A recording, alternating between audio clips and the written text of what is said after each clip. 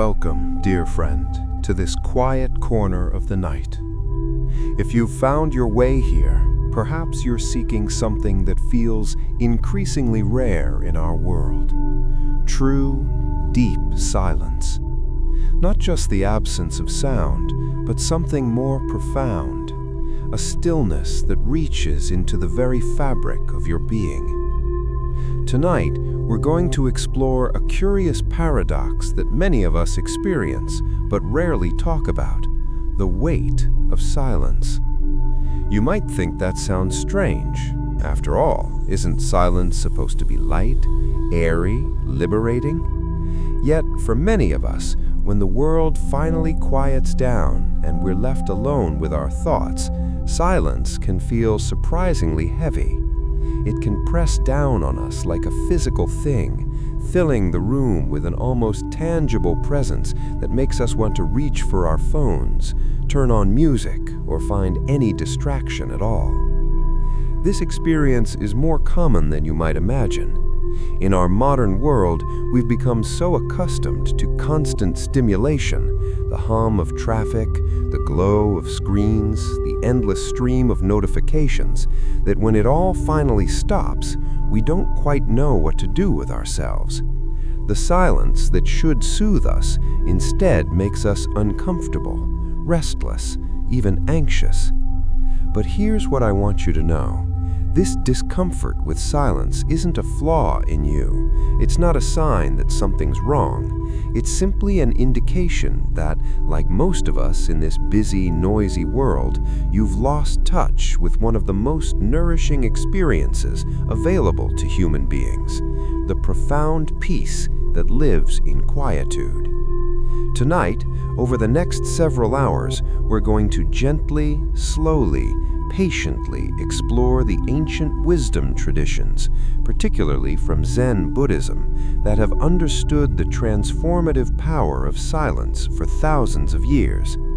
We're going to look at what modern neuroscience tells us about how silence affects our brains and bodies. And most importantly, we're going to practice simply being with the quiet, allowing it to hold us, heal us, and guide us into the deepest, most restorative sleep you've had in a long time. You don't need to do anything special tonight. You don't need to achieve anything or get anywhere. You just need to be here, listening, breathing, allowing yourself to settle into this experience. Let your body sink into wherever you're lying or sitting. Feel the surface beneath you supporting your weight completely. Notice how your breath moves in and out without trying to change it or control it. This is a journey, not of distance traveled, but of depth discovered. We're going to move slowly, very slowly, because that's how we learn to trust silence again. That's how we remember that the quiet isn't something to fear or fill, but rather a doorway into a more spacious, peaceful way of being. So settle in, get comfortable, let the concerns of the day begin to fade like stars disappearing at dawn, and know that here, in this gentle space we're creating together, there's nowhere you need to be, nothing you need to accomplish. You can simply rest, simply be, simply allow the night to hold you in its patient, healing embrace. Let's begin. Understanding the weight of silence. There's a particular moment that many of us know intimately, though we might not have words for it. It's that moment when you finally crawl into bed after a long day, turn off the lights, and suddenly the world goes quiet.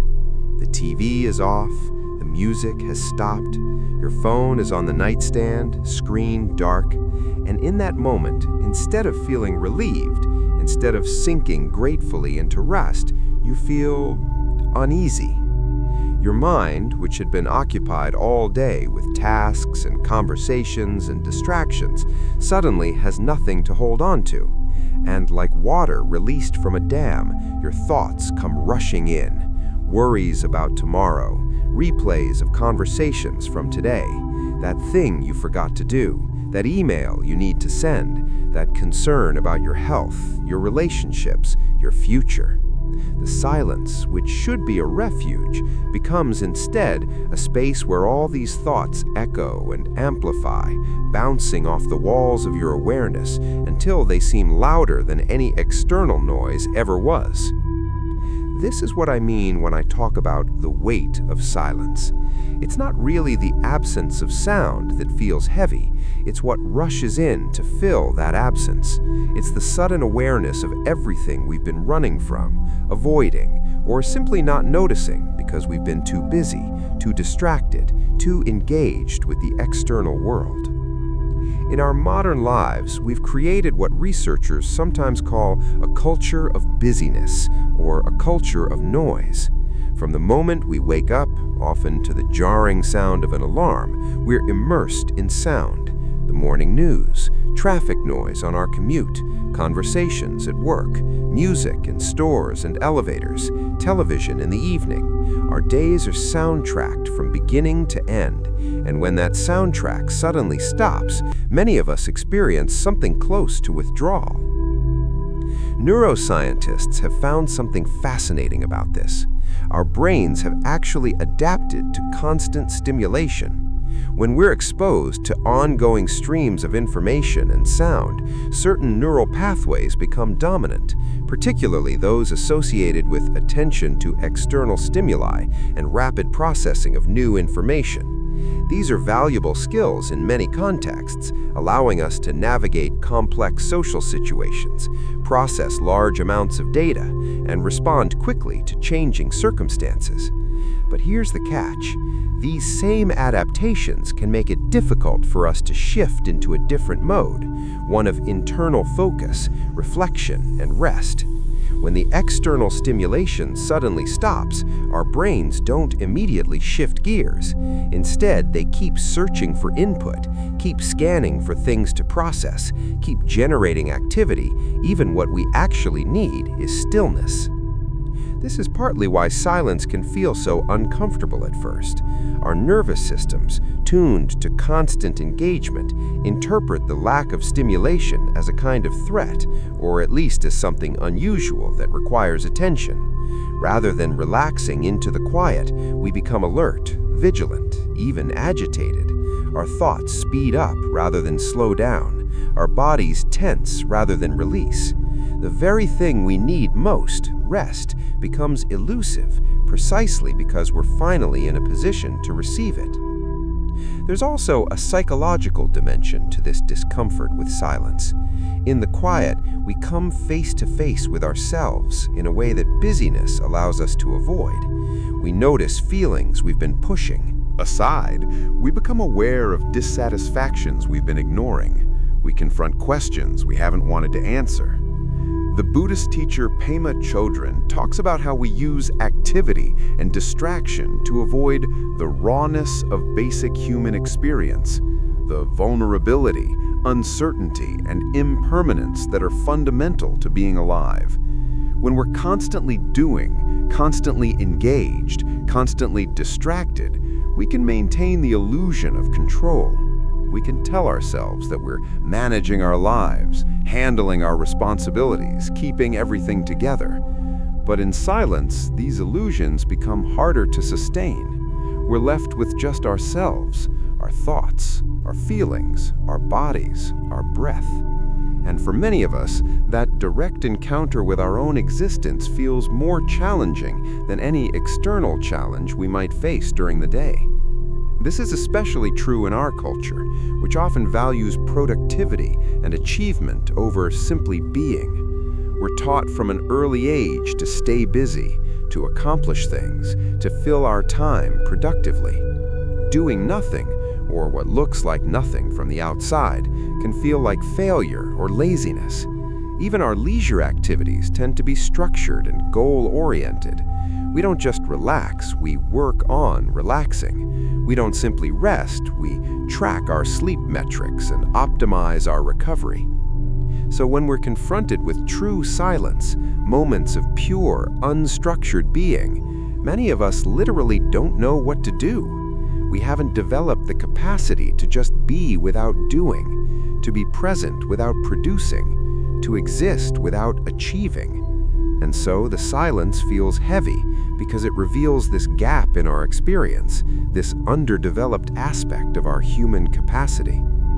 There's also what psychologists call experiential avoidance, the tendency to avoid or escape from uncomfortable internal experiences like difficult emotions, painful memories, or distressing thoughts.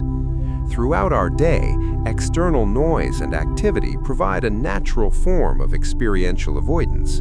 When we're busy, we don't have time to feel sad. When we're distracted, we don't have space to worry. When we're engaged with external stimuli, we're not confronting internal discomfort. But silence removes this protective buffer. In the quiet, there's nowhere for difficult feelings to hide. They simply rise up and ask to be acknowledged. For someone who's been avoiding grief, silence might bring waves of sadness. For someone carrying anxiety, the quiet might amplify worries. For someone with unresolved trauma, stillness might trigger memories or sensations that feel overwhelming. This is why many people instinctively reach for their phones or turn on the TV as soon as they start to feel this discomfort. It's not that they don't want to rest, it's that the silence has opened a door to experiences they're not ready to face. The weight of silence is really the weight of our own unprocessed experience asking for our attention. Someone with unresolved trauma, stillness might trigger memories or sensations that feel overwhelming. This is why many people instinctively reach for their phones or turn on the TV as soon as they start to feel this discomfort. It's not that they don't want to rest, it's that the silence has opened a door to experiences they're not ready to face. The weight of silence is really the weight of our own unprocessed experience asking for our attention. Understanding this is the first step toward changing our relationship with quiet. Once we recognize that the discomfort we feel in silence isn't really about the silence itself, it's about what the silence reveals, we can begin to approach it differently. We can start to see silence not as something to be feared or filled, but as an opportunity for a different kind of engagement with ourselves and our experience. The ancient contemplative traditions understood this deeply. They recognized that silence isn't just the absence of noise, it's a doorway into a different way of being. They developed practices specifically designed to help people learn to sit with silence, to become comfortable with stillness, to befriend the quiet rather than flee from it. And what they discovered through centuries of careful observation and practice is that on the other side of that initial discomfort lies something precious, a profound sense of peace, clarity, and connection that isn't available in any other way. Modern research is now confirming what these traditions knew intuitively. Studies have shown that when we first experience silence, there is indeed an increase in brain activity and even stress markers, the exact opposite of what we might expect. But this is temporary. It's the brain's initial response to an unfamiliar situation. With continued exposure to silence, something remarkable happens. The brain begins to adapt in the opposite direction. New neurons begin to grow, particularly in the hippocampus, the region associated with memory and emotion. Stress hormone levels drop. The nervous system shifts into a more parasympathetic, restorative mode. The mind begins to quiet. But this transformation doesn't happen instantly. It requires patience, gentleness, and a willingness to sit with the initial discomfort. It requires us to resist the urge to immediately fill the silence or escape from it. It asks us to trust that if we can just stay with the quiet for a little while, something in us will begin to settle. Something will start to release. Something we've been carrying will finally find a place to rest. This is what we're practicing tonight. Not forcing ourselves to like silence or pretending it feels comfortable when it doesn't, but simply staying present with whatever arises in the quiet, breathing through the discomfort, allowing the thoughts to come and go without getting caught up in them, noticing the urge to distract ourselves without immediately acting on it, just being here in this moment, in this breath, in this precious opportunity to meet ourselves in silence. As we continue this journey tonight, remember, the weight of silence is real, but it's not permanent. It's not who you are.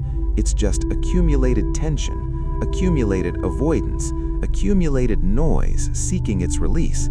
And with patience and practice, the weight begins to lift.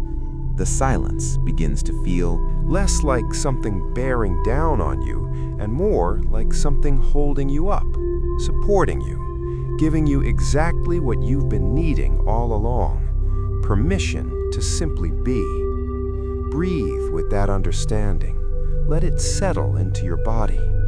Notice how even now, as we've been talking about silence, a certain quality of quiet has been weaving itself through these words, through your awareness, through the space around you. This is the beginning of remembering. This is the first step of coming home to a peace that's always been here, waiting patiently for your return. The ancient wisdom of Zen silence.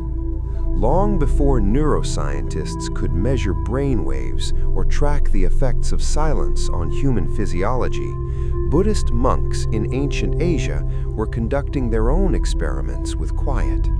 These weren't laboratory experiments with control groups and measured variables, but direct, embodied investigations into the nature of human consciousness and suffering. And what they discovered about silence would form the foundation of some of the world's most profound contemplative practices. In the Buddhist tradition, particularly within Zen Buddhism, silence isn't just valued, it's considered essential to awakening. There's a concept called noble silence that appears throughout Buddhist texts and practices, referring not simply to the absence of speech, but to a specific quality of inner and outer stillness that creates the conditions for insight to arise. The Buddha himself was known for his use of what's called thundering silence. When asked certain questions, particularly questions that couldn't be answered through conceptual thinking, or that would lead students away from direct experience, he would sometimes simply remain quiet. This silence wasn't a refusal to answer or an indication that he didn't know. It was a teaching in itself, pointing towards something that exists beyond words, beyond concepts, beyond the mind's constant need to categorize and explain. There's a famous story from the Zen tradition about this kind of teaching. A monk asked the great master Bodhidharma, who brought Zen Buddhism from India to China, "What is the highest meaning of the holy truths?" Bodhidharma replied, "Empty, without holiness." The monk, confused, asked, "Who is facing me?" And Bodhidharma answered, "I don't know." This don't know mind, this willingness to rest in not knowing, in silence rather than conceptual understanding, is at the heart of Zen practice. In Zen monasteries, silence permeates daily life. There are periods of formal noble silence that typically extend from the evening's last teaching until after the morning meal the next day. During this time, monks move through their activities, walking, eating, bathing, sleeping, without speaking. But more than that, they're encouraged to maintain an internal silence as well, not engaging in unnecessary mental chatter or commentary on their experience. This practice of silence serves multiple purposes in the Zen tradition. First, it conserves energy. Think about how much energy we expend in constant talking, both external and internal. Every word we speak, every thought we generate requires energy. Silence allows this energy to be redirected inward toward deeper awareness and insight. Second, silence reduces the constant reinforcement of our sense of separate self. Much of our speaking, and even more of our thinking, is about maintaining and defending our identity, our opinions, our preferences, our position in the world. I think this, I like that, I am this kind of person, I disagree with that.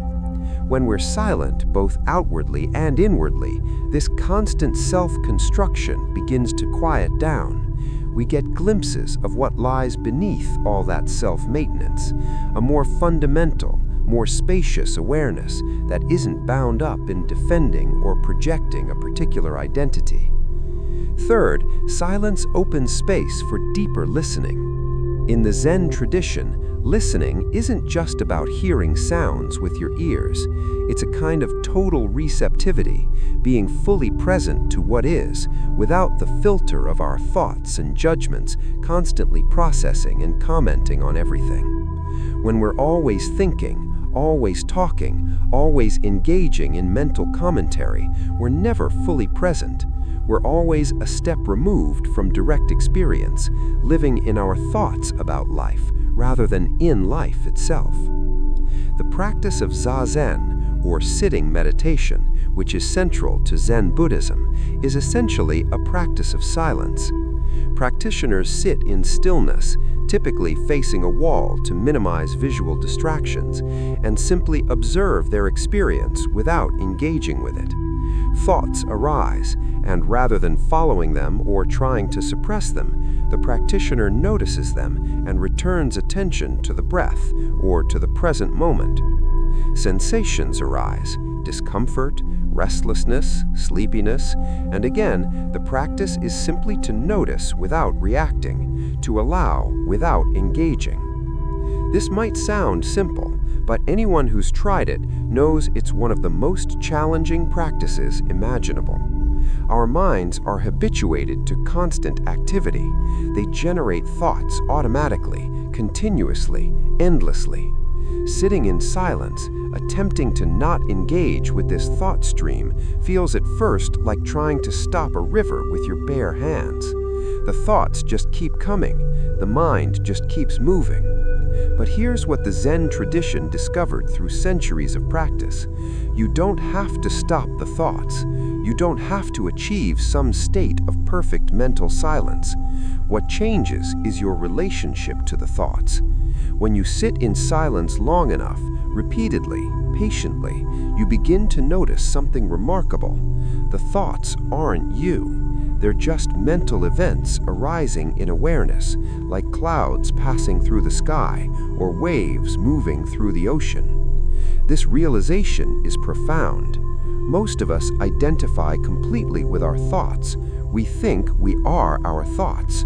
When a worried thought arises, we become worried. When an angry thought appears, we become angry.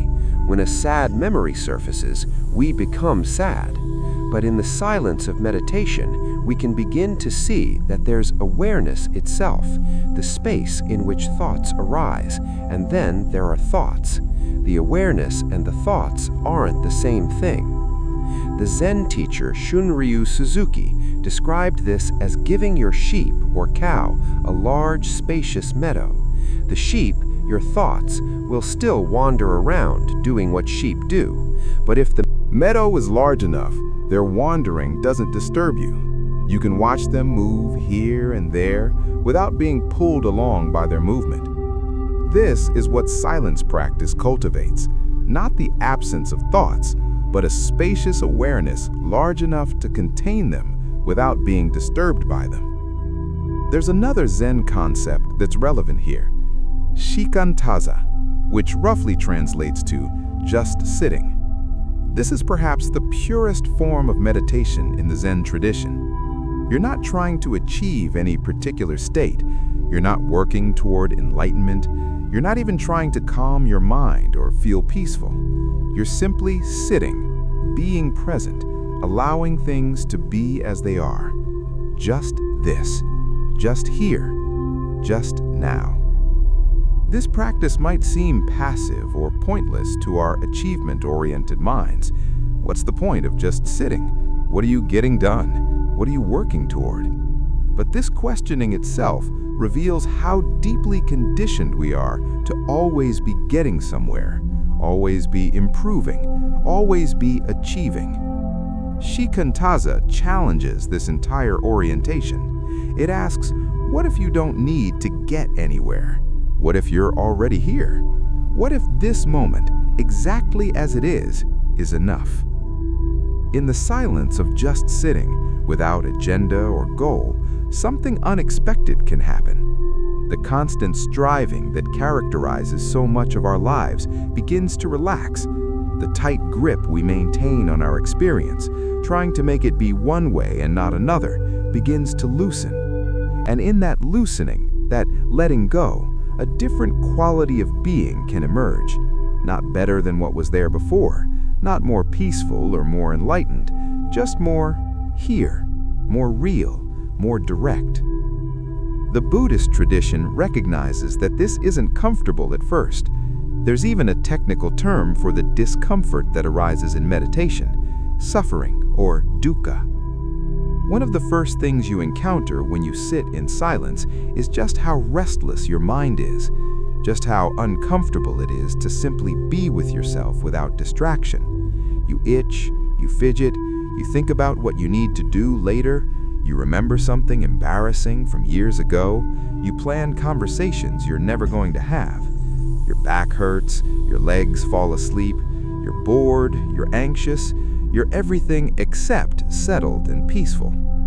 But the practice is to sit with this discomfort, not to fix it or escape from it, but to be present with it, to feel the restlessness without immediately moving, to notice the urge to get up without acting on it, to observe the mind's constant generation of thoughts and plans without following them. This is how we develop what the Buddhist tradition calls equanimity, the capacity to remain balanced and present regardless of what's arising in our experience. Over time, and this is important, it takes time, the mind begins to settle, not because you're forcing it to, not because you're achieving some special state, but simply because this is what minds do when they're given space and silence and patient attention. They settle. Like muddy water left undisturbed eventually clears, the mind in silence eventually quiets.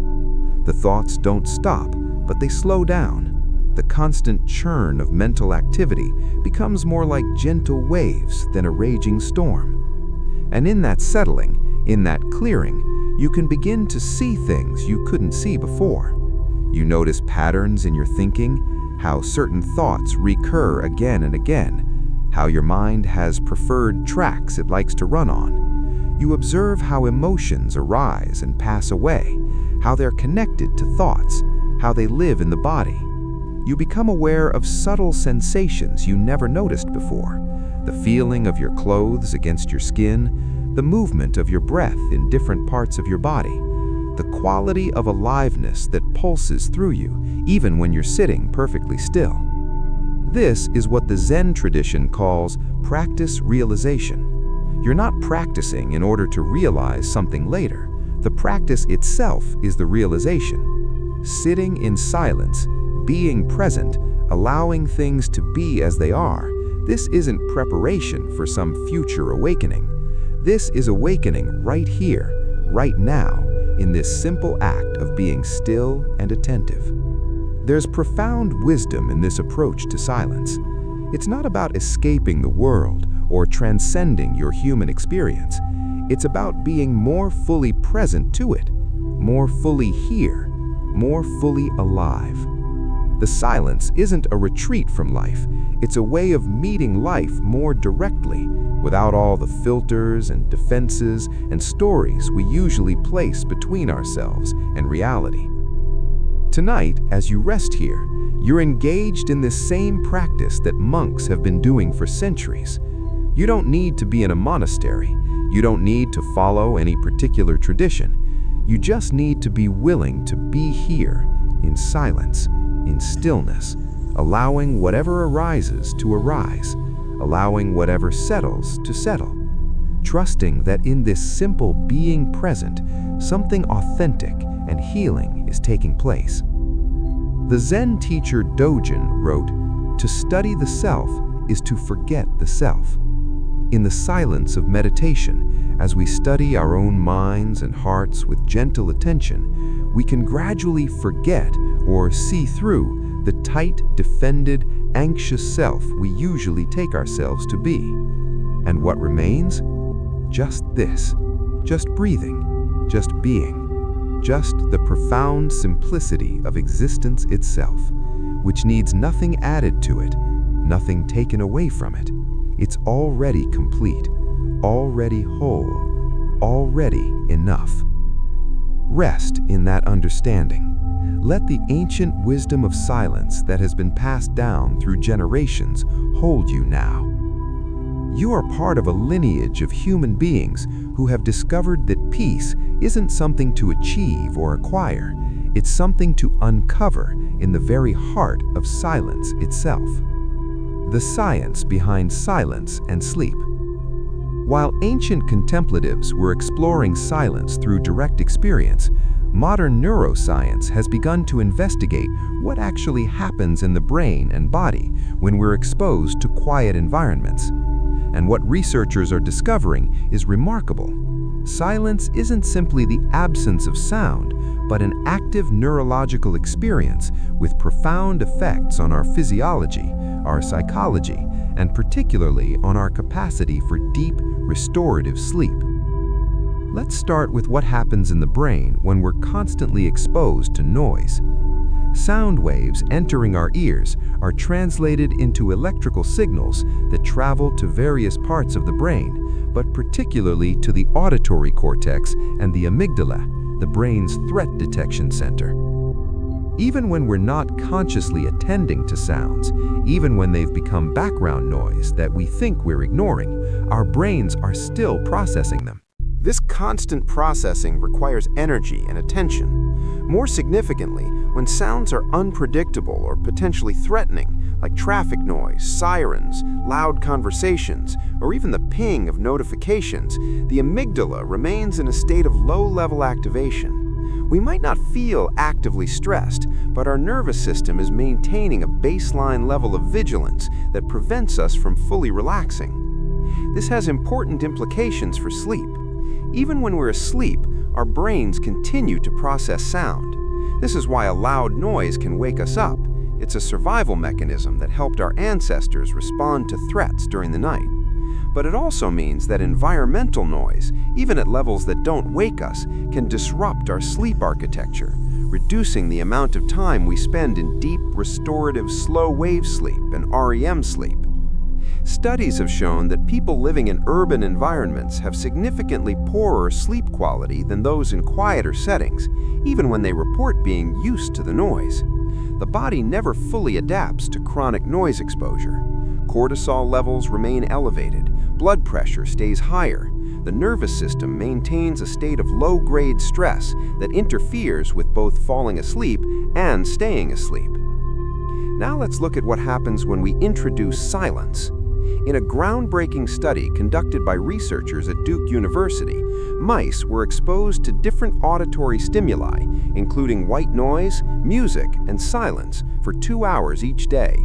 The researchers then measured changes in the hippocampus, the brain region crucial for memory and emotional regulation. What they found was unexpected. While all the sound exposures had some effect, it was silence that produced the most significant change, the growth of new brain cells in the hippocampus.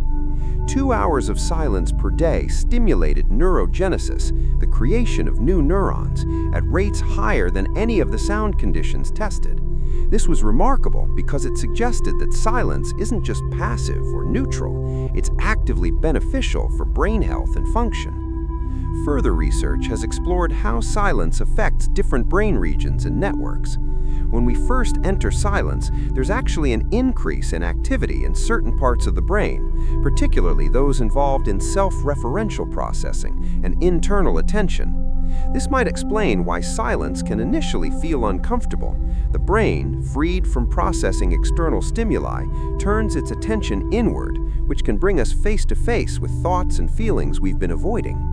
But if we stay with the silence, if we don't immediately reach for distraction, something interesting happens. After about 20 minutes, the brain begins to shift into a different pattern.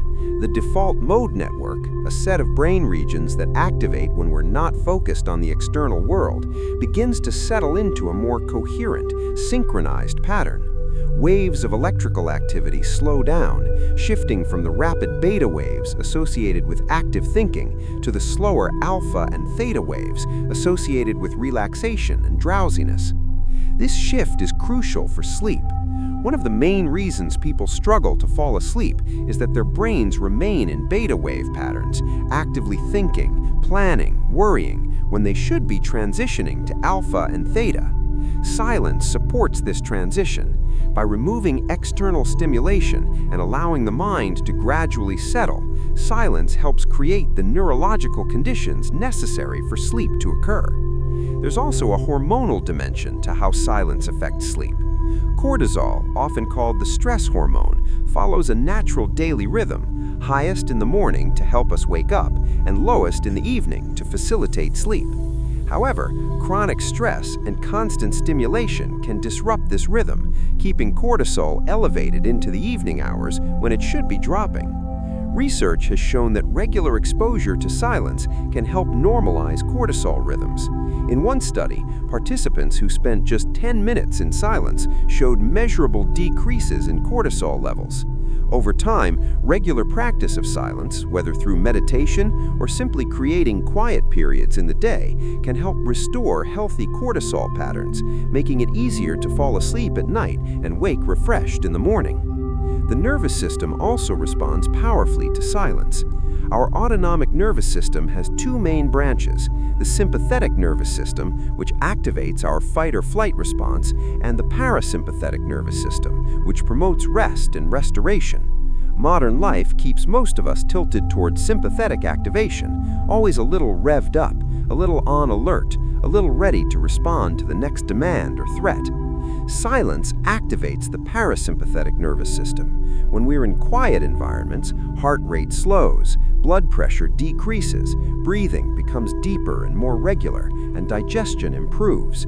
These aren't just signs of relaxation, they're active healing processes. The parasympathetic state is when the body does its maintenance work, repairing tissues, strengthening the immune system, consolidating memories, and clearing metabolic waste from the brain. This last point is particularly important for sleep. Recent research has discovered that during deep sleep, the brain's waste clearance system, called the glymphatic system, becomes highly active, washing away toxic proteins that accumulate during waking hours. These include beta amyloid and tau proteins, which are associated with Alzheimer's disease. If we don't get enough deep sleep, these waste products aren't efficiently cleared, potentially contributing to cognitive decline over time. Silence before sleep promotes the kind of deep sleep when this crucial cleaning process occurs. By allowing the nervous system to shift into parasympathetic mode, by reducing cortisol levels, by facilitating the transition from beta to alpha to theta brainwave patterns, silence quite literally prepares the brain for its nightly maintenance tasks. There's also fascinating research on what scientists call the sound of silence. In studies using functional MRI, researchers have found that when people are exposed to silence after periods of sound, specific brain regions activate, not in response to sound, but in response to its absence. The brain, it seems, actively processes silence as its own kind of auditory experience, not just a lack of noise. Moreover, this processing of silence engages regions associated with interoception, our awareness of internal bodily states. When external sound decreases, we become more attuned to internal sensations, the beating of our heart, the movement of our breath, subtle tensions in our muscles, the overall felt sense of our body. This internal awareness is exactly what we need for sleep, a shift from outward orientation to inward sensing, from doing and responding to being and resting. Some researchers have even proposed that silence functions as a kind of positive stress, what they call eustress. Unlike distress, which overwhelms our coping capacity and leads to negative health outcomes, eustress challenges us in ways that promote growth and adaptation. The initial discomfort of silence, the way it confronts us with our own minds and feelings, might actually be part of how it helps us develop greater resilience and emotional regulation over time. This is consistent with what we see in meditation research. Studies of long-term meditators, people who have spent years working with silence, show distinctive changes in brain structure and function. They have increased gray matter density in regions associated with attention, emotional regulation, and self-awareness. They show enhanced connectivity between different brain regions, and they display greater activation of areas involved in compassion and empathy. These aren't just interesting neuroscientific findings, they have direct relevance for sleep. Better emotional regulation means we're less likely to lie awake ruminating on worries or replaying distressing events. Enhanced attention means we're better able to notice when our mind wanders and gently bring it back to the present moment rather than getting lost in thought spirals. Greater self-awareness means we can recognize early signs of tension or anxiety and address them before they escalate into full-blown sleep disturbance. The relationship between silence and sleep also involves our circadian rhythms, the roughly 24-hour cycles that regulate not just sleep and wakefulness, but hormone production, body temperature, and numerous other physiological processes. These rhythms are primarily synchronized by light and darkness, but sound also plays a role. Constant noise exposure, particularly at night, can disrupt circadian timing, making it harder for the body to recognize when it's time to sleep. Silence, or at least a quiet environment, helps strengthen circadian signals. It reinforces the distinction between day and night, activity and rest. This is why sleep experts consistently recommend creating a quiet bedroom environment, not just because noise can wake you up, but because silence itself sends a signal to your body's internal clock that it's time to rest. There's also intriguing research on how silence affects the aging brain. As we get older, we naturally experience some decline in cognitive function and changes in sleep patterns. Lighter sleep, more fragmentation, less slow-wave sleep. But studies suggest that regular exposure to silence and practices like meditation might help counteract these age-related changes.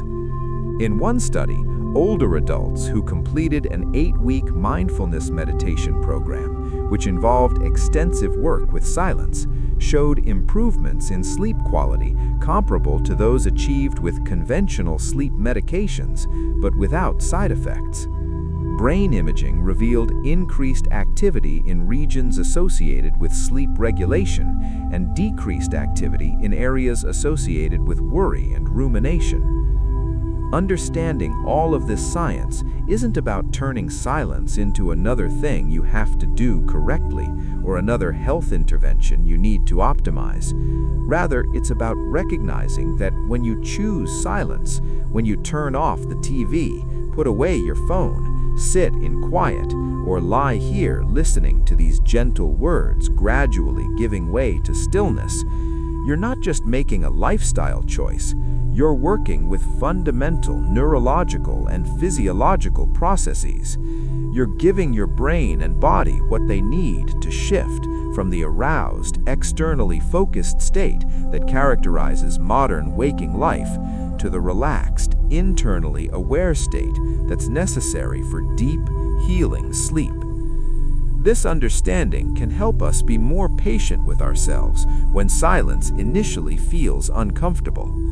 Those first minutes of quiet, when your mind seems to speed up rather than slow down, when you feel restless and want to reach for your phone, that's not failure. That's your nervous system beginning its transition from sympathetic to parasympathetic mode. That's your brain starting to shift from beta waves to alpha waves. That's the natural turbulence that occurs when you give your mind space to settle after a day of constant stimulation.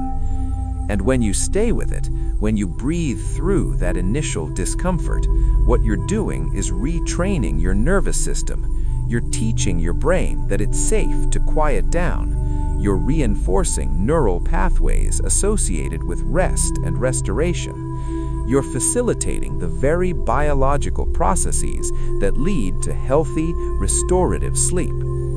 So as you rest here now, know that you're not just lying quietly. At a cellular level, at a neurological level, at a hormonal level, profound processes of healing and restoration are beginning to unfold. Your cortisol levels are dropping. Your parasympathetic nervous system is engaging. Your brain waves are slowing. New patterns of connectivity are forming in your brain. And all of this is preparing you for the deep, nourishing sleep that your body knows how to enter when you simply give it the quiet it needs. Trust this process. Trust what thousands of years of contemplative practice and decades of careful scientific research have confirmed. Silence heals. Silence restores. Silence prepares the way for sleep to come naturally, easily, peacefully, not as something you achieve through effort, but as something that simply happens when you stop resisting, stop pushing, and allow your body's innate wisdom to guide you into rest. When thoughts grow loud in quiet moments, there's a particular kind of irony that anyone who's tried to quiet their mind knows intimately. The moment you try to be still, your mind becomes impossibly active. You lie down to sleep, and suddenly you remember the email you forgot to send, the appointment you need to schedule, the conversation you wished you'd handled differently. You sit down to meditate, and your mind fills with plans, memories, worries, and random thoughts about everything from what to have for breakfast to whether you said something awkward at that party 3 years ago.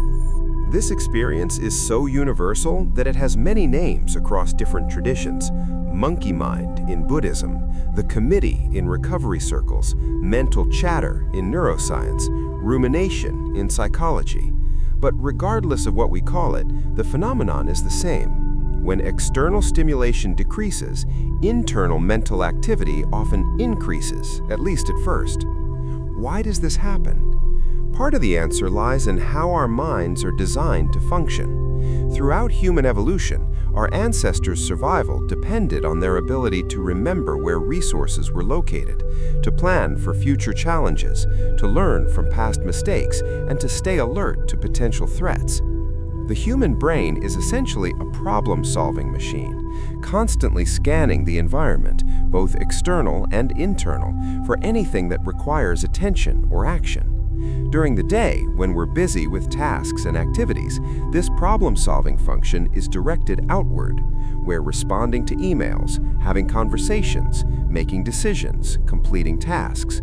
Our attention is occupied by the immediate demands of whatever we're doing. But when we finally stop, when we create space for silence and stillness, all those thoughts and concerns that have been waiting in the background suddenly rush forward. It's like when you finally sit down after a busy day and realize how tired you are.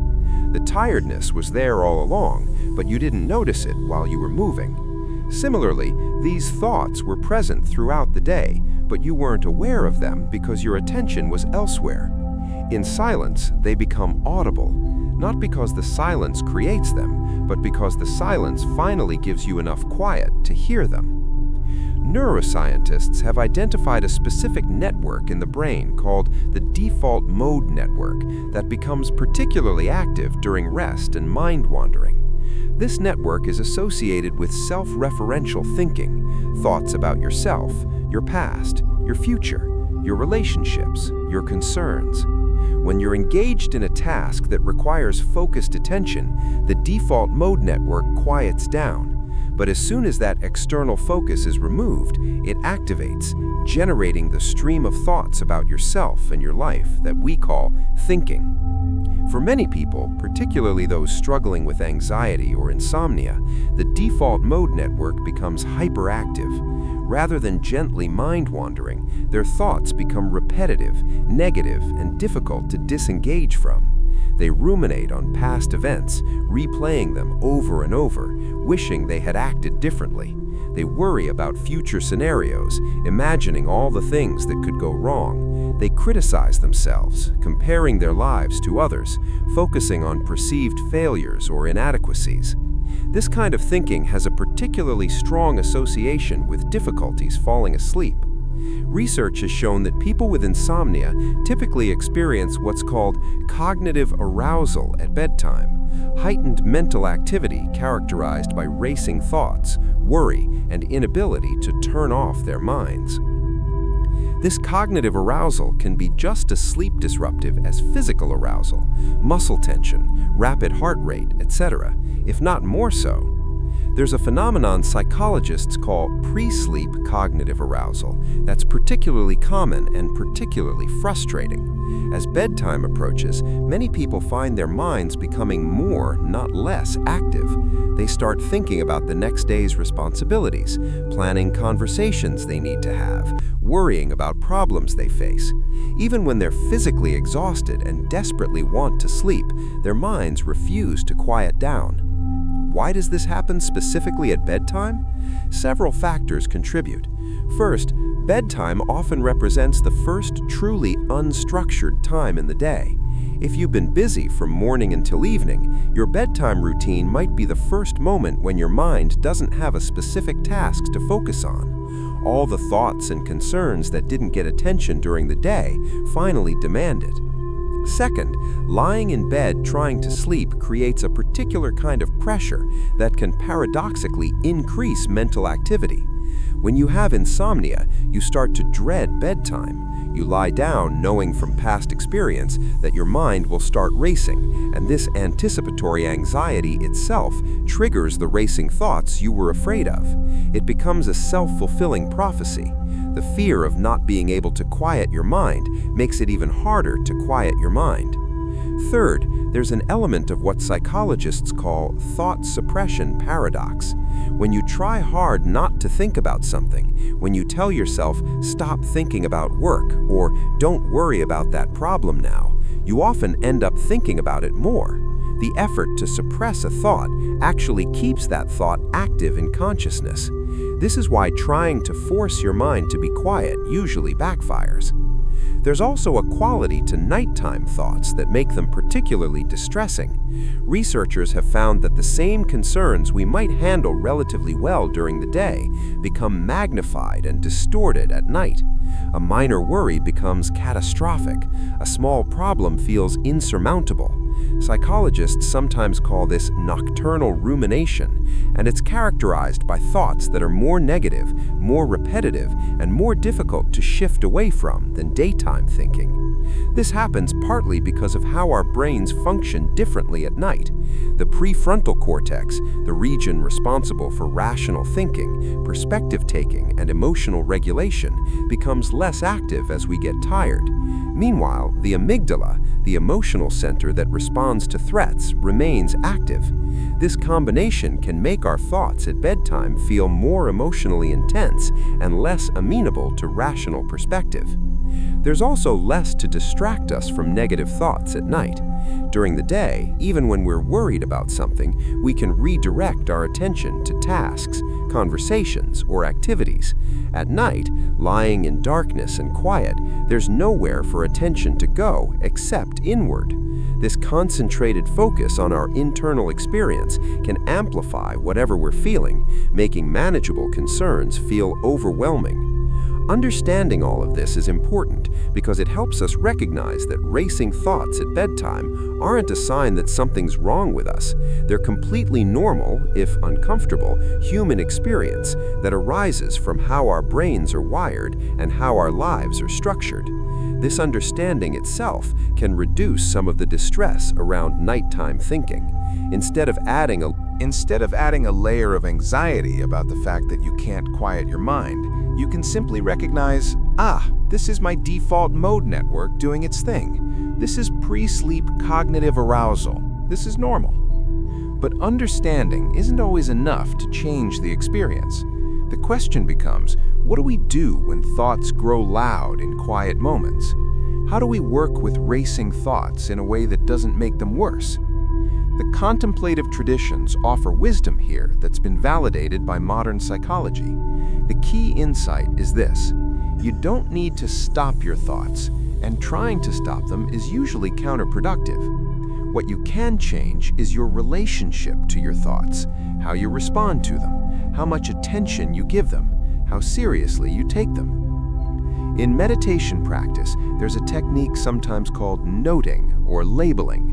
When a thought arises, rather than following it or trying to suppress it, you simply note its presence: thinking, planning, worrying, remembering.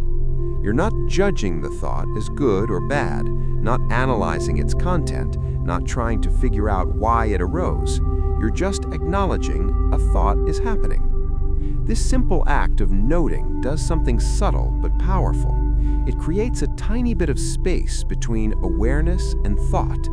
Instead of being completely identified with the thought, "I'm worried about tomorrow's meeting," there's a recognition that the worry is an object of awareness. There's a thought about tomorrow's meeting. This might seem like a small distinction, but it can make a significant difference in how much the thought disturbs you. Another useful approach comes from acceptance and commitment therapy, which teaches something called cognitive diffusion. The idea is that we tend to be fused with our thoughts, completely identified with them, taking them as literal truth, responding to them as if they're facts about reality rather than just mental events. Cognitive diffusion techniques help us unfuse from thoughts, seeing them as what they are: temporary mental events that don't necessarily represent reality or require action. One simple diffusion technique is to notice the difference between "I am anxious" and "I'm having the thought that I'm anxious." The first statement identifies you completely with the anxious feeling.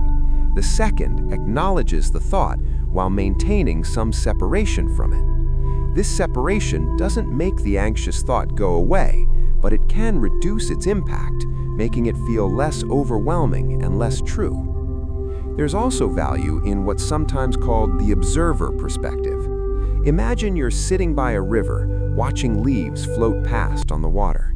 Each leaf represents a thought. Some are big and colorful. These are the thoughts that grab your attention. Some are small and plain, thoughts you barely notice. But all of them are just leaves floating by. Your job isn't to grab onto the leaves or to stop them from floating. Your job is just to sit by the river and watch them pass. This metaphor captures something important about working with thoughts in silence. You're not trying to have no thoughts. That's not possible for most people, and it's not necessary for sleep. You're simply practicing not grabbing onto thoughts, not following them downstream, not getting swept away by their current. When you notice you've grabbed a leaf and gotten caught up in a thought stream, you just gently return to your seat by the river. You come back to the present moment, to your breath, to the felt sense of your body resting here. For specifically working with pre-sleep racing thoughts, there are some additional strategies that research has shown to be effective. One is what's called a worry period earlier in the evening. You set aside 15 to 20 minutes, perhaps an hour or two before bed, to deliberately think about your concerns. You might write them down, make plans to address them, or simply allow yourself to worry consciously rather than trying to suppress worries throughout the day. This technique works because it gives your concerns dedicated attention, which can reduce your mind's need to bring them up at bedtime. When worries arise as you're trying to sleep, you can remind yourself, "I already gave time to thinking about this. There's nothing more I can do about it right now. Tomorrow, during my worry period, I can think about it again if needed." Another helpful practice is what sleep researchers call a cognitive offload, or thought download, before bed. You take a few minutes to write down everything that's on your mind: tasks you need to remember, concerns you're carrying, ideas that are bouncing around. The act of writing them down can help your mind release them, trusting that they're captured and won't be forgotten, so it doesn't need to keep rehearsing them. Breath awareness is also powerful for working with racing thoughts. When your mind is spinning with thoughts, bringing attention to your breath provides an anchor, something specific and neutral to focus on that's happening right here, right now. You're not trying to breathe in any special way, not controlling or manipulating the breath, just noticing it. In, out, rising, falling. This simple attention to breath can gradually help thoughts settle, like how waves on water eventually calm when the wind stops. Body awareness works similarly. When you're caught in thought loops, you're essentially living in your head, disconnected from your physical being. Bringing attention to body sensations, the feeling of the mattress beneath you, the weight of the blanket, the temperature of the air, the tingling in your hands or feet, helps bring you back into direct experience rather than abstract thinking. But perhaps most important is bringing an attitude of kindness and patience to the whole experience of racing thoughts. It's so easy to get frustrated with yourself, to feel like you're failing at rest, to be annoyed that your mind won't cooperate. This frustration only adds another layer of arousal, another thing to worry about, making it even harder to settle. What if instead, when thoughts arise, you could greet them with a bit of gentleness?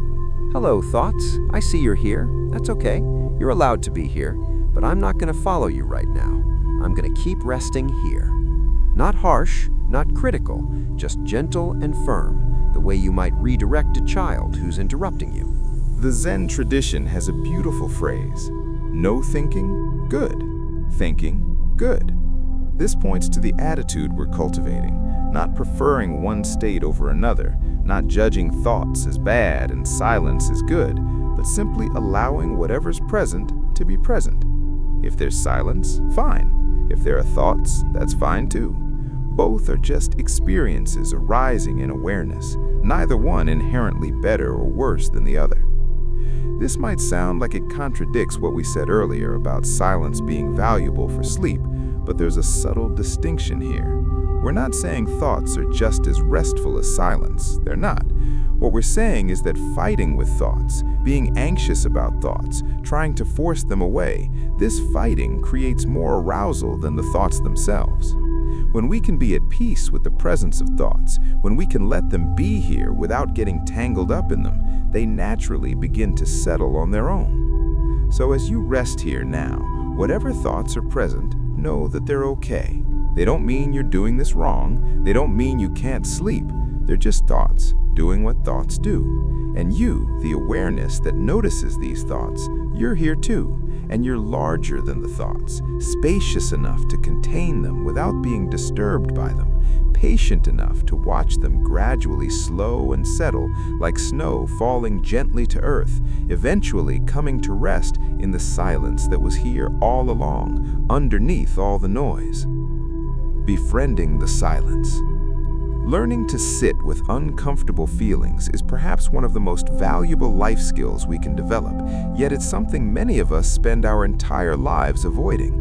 We've become experts at distraction, at filling every quiet moment with noise, activity, or stimulation. We reach for our phones at the slightest hint of boredom or discomfort. We turn on the TV for background noise. We stay busy, keep moving, avoid stillness at almost any cost. But what if that very avoidance is what keeps us trapped in discomfort? What if the things we do to escape from difficult feelings actually perpetuate them? What if the way through discomfort isn't around it or away from it, but directly through it? This is one of the central insights of contemplative practice, and it's particularly relevant when we're learning to befriend silence. The initial discomfort we feel in quiet moments isn't the enemy, it's actually a doorway. But we can only discover what lies beyond that doorway if we're willing to stay with the discomfort long enough to pass through it. In the Zen tradition, there's a practice called shikantaza, which we touched on earlier. It translates roughly as just sitting. You're not trying to achieve anything, not working toward any goal, not trying to have any particular experience. You're simply sitting, being present, allowing things to be exactly as they are. This sounds simple, but in practice, it's extraordinarily challenging. When we just sit, Without distraction, without goal, without anything to occupy us, we come face to face with everything we've been avoiding. Physical discomfort, the ache in our back, the itch on our nose, the numbness in our legs. Emotional discomfort, the sadness we've been pushing away, the anxiety we've been running from, the loneliness we haven't wanted to feel. Mental discomfort, the boredom, the restlessness, the constant urge to do something, anything other than just sit here.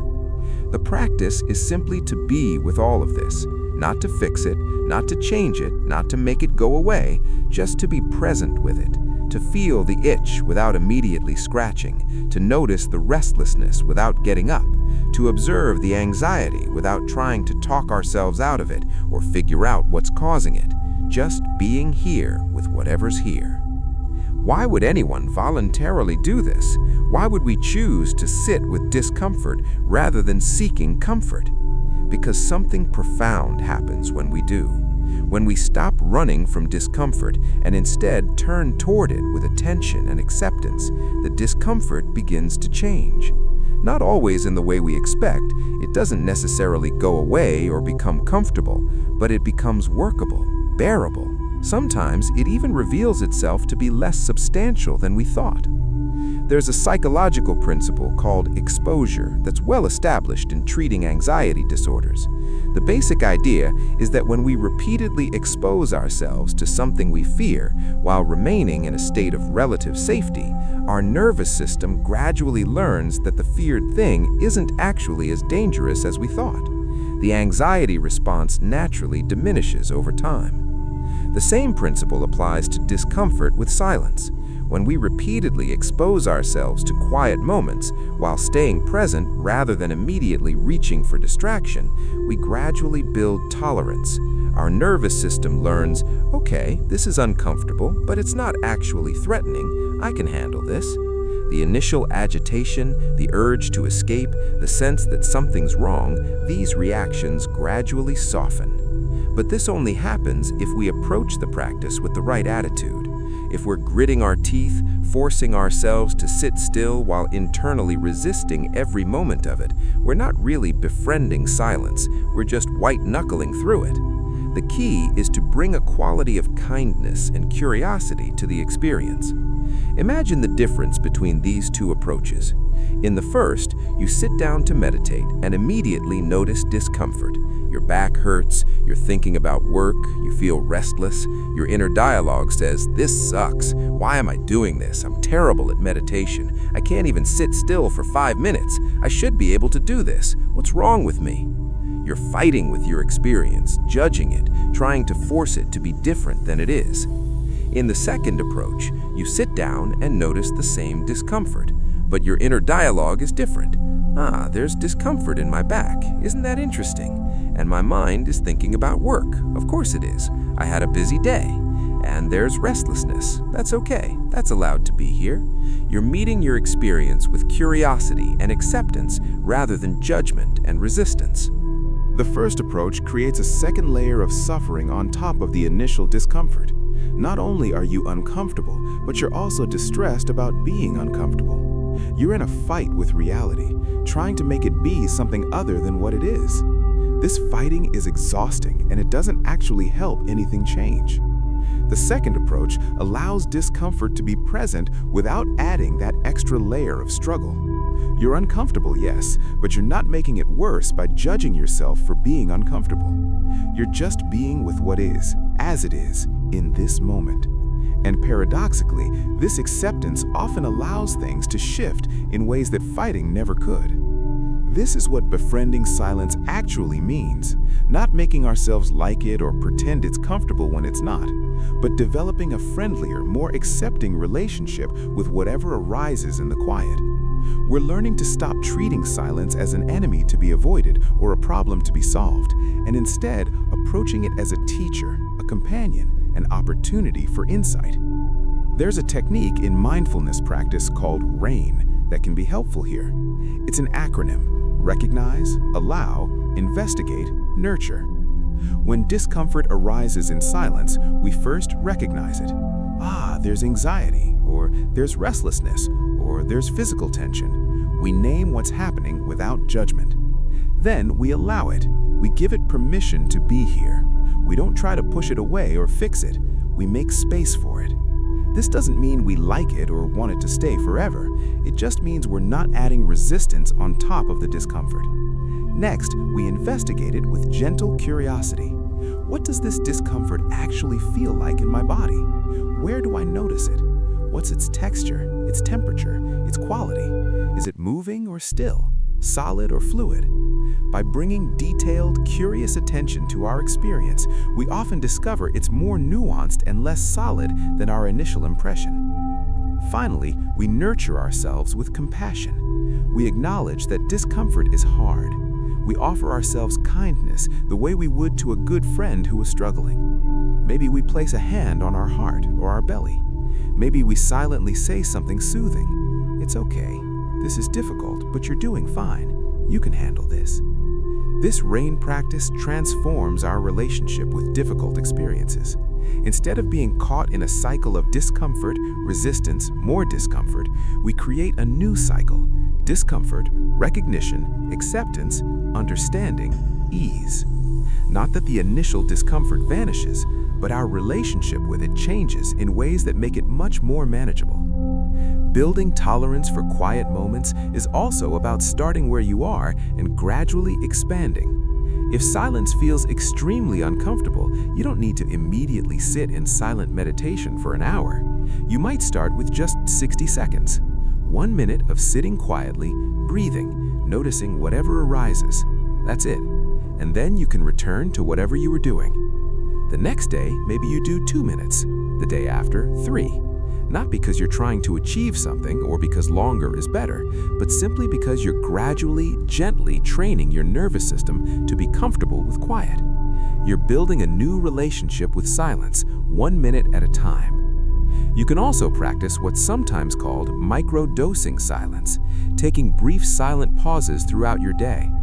Before you get out of bed in the morning, just lie there for 30 seconds, quietly noticing your breath. Before you start your car, sit for a moment in stillness. Before you check your phone, take 3 conscious breaths in silence.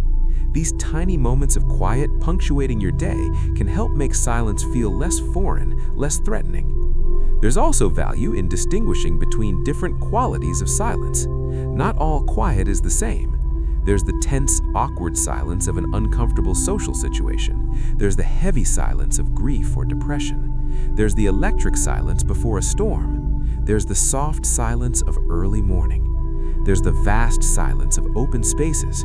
There's the intimate silence of being with someone you love without needing to speak. As you spend more time with silence, you become more attuned to these different qualities. You develop more nuance in how you relate to quiet. You might discover that some silences feel nourishing while others feel draining. Some invite you deeper into rest while others activate alertness. Learning to read these subtle differences is part of befriending silence, getting to know it in all its variations. Nature can be a powerful teacher here. When you're in a forest or by the ocean or in the mountains, there's a particular quality of silence, or more accurately, a particular quality of natural sound that creates a spacious, peaceful backdrop. The wind in the trees, waves on the shore, birds singing in the distance. These aren't strictly silent, but they create an acoustic environment that many people find deeply restful. Some researchers call this pink noise, sound that has a balanced frequency spectrum, unlike white noise, which can feel harsh or irritating. Natural environments tend to produce pink noise, which our nervous systems seem to find inherently soothing. Even when we're not in nature, bringing natural sounds into our environment, recordings of rain, ocean waves, forest sounds, can help make silence feel less foreign, less threatening.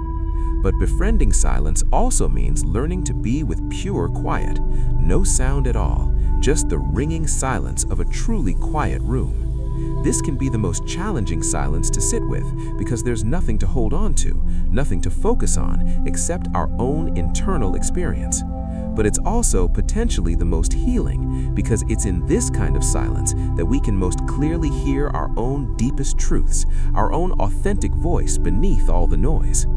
There's a concept in Zen of original silence, the silence that exists before and beneath all sound, the space in which all sound arises and into which it returns. This isn't something we create with effort. It's always already here, always available, always present. All the noise in the world, all our thinking and doing and striving, it all arises in this fundamental silence and returns to it. Befriending silence, in this deepest sense, is about remembering and returning to this original silence. It's not about achieving a perfectly quiet mind or a perfectly quiet environment. It's about recognizing the spacious, peaceful silence that holds all of our experience, the awareness itself that remains still and clear even when thoughts are racing and emotions are churning. When we rest in this understanding, when we recognize ourselves not as the thoughts and feelings that come and go, but as the silent awareness in which they arise, something fundamental shifts. The discomfort of silence transforms. It's no longer something we need to tolerate or endure. It becomes our natural home, the place we return to again and again for rest and renewal. So as you lie here now, breathing in this quiet night, know that you're engaged in something deeply important. You're learning to befriend silence. You're building capacity to be with yourself, with reality, with this moment exactly as it is. And in this gentle practice of being without forcing, without fighting, without needing anything to be different than it is, you're discovering a peace that doesn't depend on everything being perfect or comfortable or easy. This is the peace that can hold you through anything, the peace that's available not just in ideal conditions, but right here, right now, in this breath, in this body, in this moment of simply being alive and aware and willing to be present with whatever is. The healing power of natural silence. There's something about being in nature that settles the human soul in ways that even the quietest indoor environment cannot quite replicate. Perhaps you've experienced this, walking into a forest and feeling something in you immediately soften, standing by the ocean and noticing your breath naturally deepen, sitting under a tree and sensing a quality of peace that seems to emanate not just from the stillness, but from the very presence of the natural world itself. This isn't just subjective experience or romantic imagination. There's something objectively different about the acoustic environment in natural settings, and our bodies respond to these differences in measurable, health-promoting ways. Understanding this can deepen our appreciation for natural silence and can also guide us in bringing some of nature's healing qualities into our sleeping environments. Let's start with what makes natural soundscapes different from urban noise. In cities, sound tends to be characterized by sudden, loud events, car horns, sirens, construction noise, voices shouting. These sounds spike sharply in volume and then drop away. They're unpredictable, often jarring, and they activate our startle response and threat detection systems. Natural sounds, by contrast, tend to be more constant, more predictable, and more gently varied. The wind through trees rises and falls gradually. Waves on a beach follow a rhythmic pattern. Rain creates a steady backdrop of white or pink noise with subtle variations. Bird songs, while varied, follow patterns that our brains quickly recognize as non-threatening. This difference matters profoundly for our nervous systems. Unpredictable, sudden sounds keep us in a state of low-level vigilance. Even when we're not consciously paying attention, our amygdala is monitoring the acoustic environment for potential threats. But when sounds are gentle, predictable, and rhythmic, as natural sounds tend to be, our nervous system can relax. The continuous monitoring still happens, but at a much lower level of activation, allowing us to access deeper states of rest. Researchers studying soundscapes have identified what they call psychophysiological restoration, the measurable changes in body and mind that occur when we're exposed to natural sounds. Heart rate slows, blood pressure decreases, cortisol levels drop. Brain activity shifts from patterns associated with stress and rumination to patterns associated with calm alertness or relaxed drowsiness, depending on the time of day and our needs. One particularly well-researched phenomenon is what happens when people listen to recordings of natural environments before sleep. In studies comparing the effects of different sound environments on sleep quality, natural sounds, particularly ocean waves, rainfall, and forest sounds, consistently produce better outcomes than either silence, white noise machines, or music. People fall asleep faster, experience more deep sleep, wake less frequently during the night, and report feeling more rested in the morning. Why would nature sounds be more sleep-promoting than silence? Part of the answer relates to what's called acoustic masking. In a completely silent room, small sounds, your partner breathing, the house settling, a car passing outside, can be quite noticeable and potentially disruptive. Gentle nature sounds can mask these minor disturbances without being themselves disruptive, creating an acoustic blanket that smooths out the sonic environment. But there's something more happening too, something that goes beyond simple noise masking. Many researchers believe that humans have an innate evolutionary affinity for natural environments. Throughout most of human history, our ancestors lived in direct contact with nature. The sounds of forest and water weren't background noise.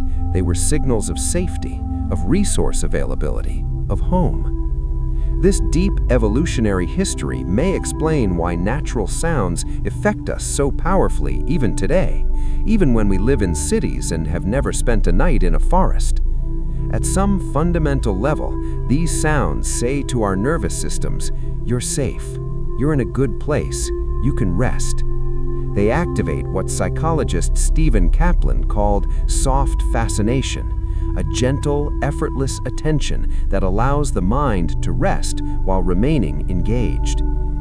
This concept of soft fascination is particularly relevant for sleep. Hard fascination, the kind of intense, focused attention required for work or problem solving, is exhausting and incompatible with rest. But soft fascination doesn't exhaust us.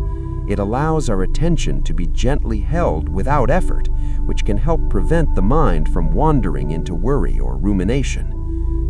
Imagine lying in a tent in the forest at night. You hear wind moving through the trees, creating waves of sound that rise and fall. A distant owl calls.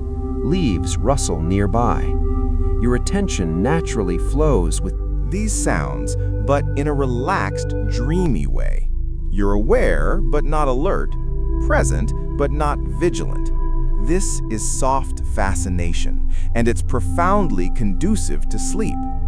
The Japanese practice of Shinrin-yoku, or forest bathing, specifically harnesses the therapeutic power of natural environments.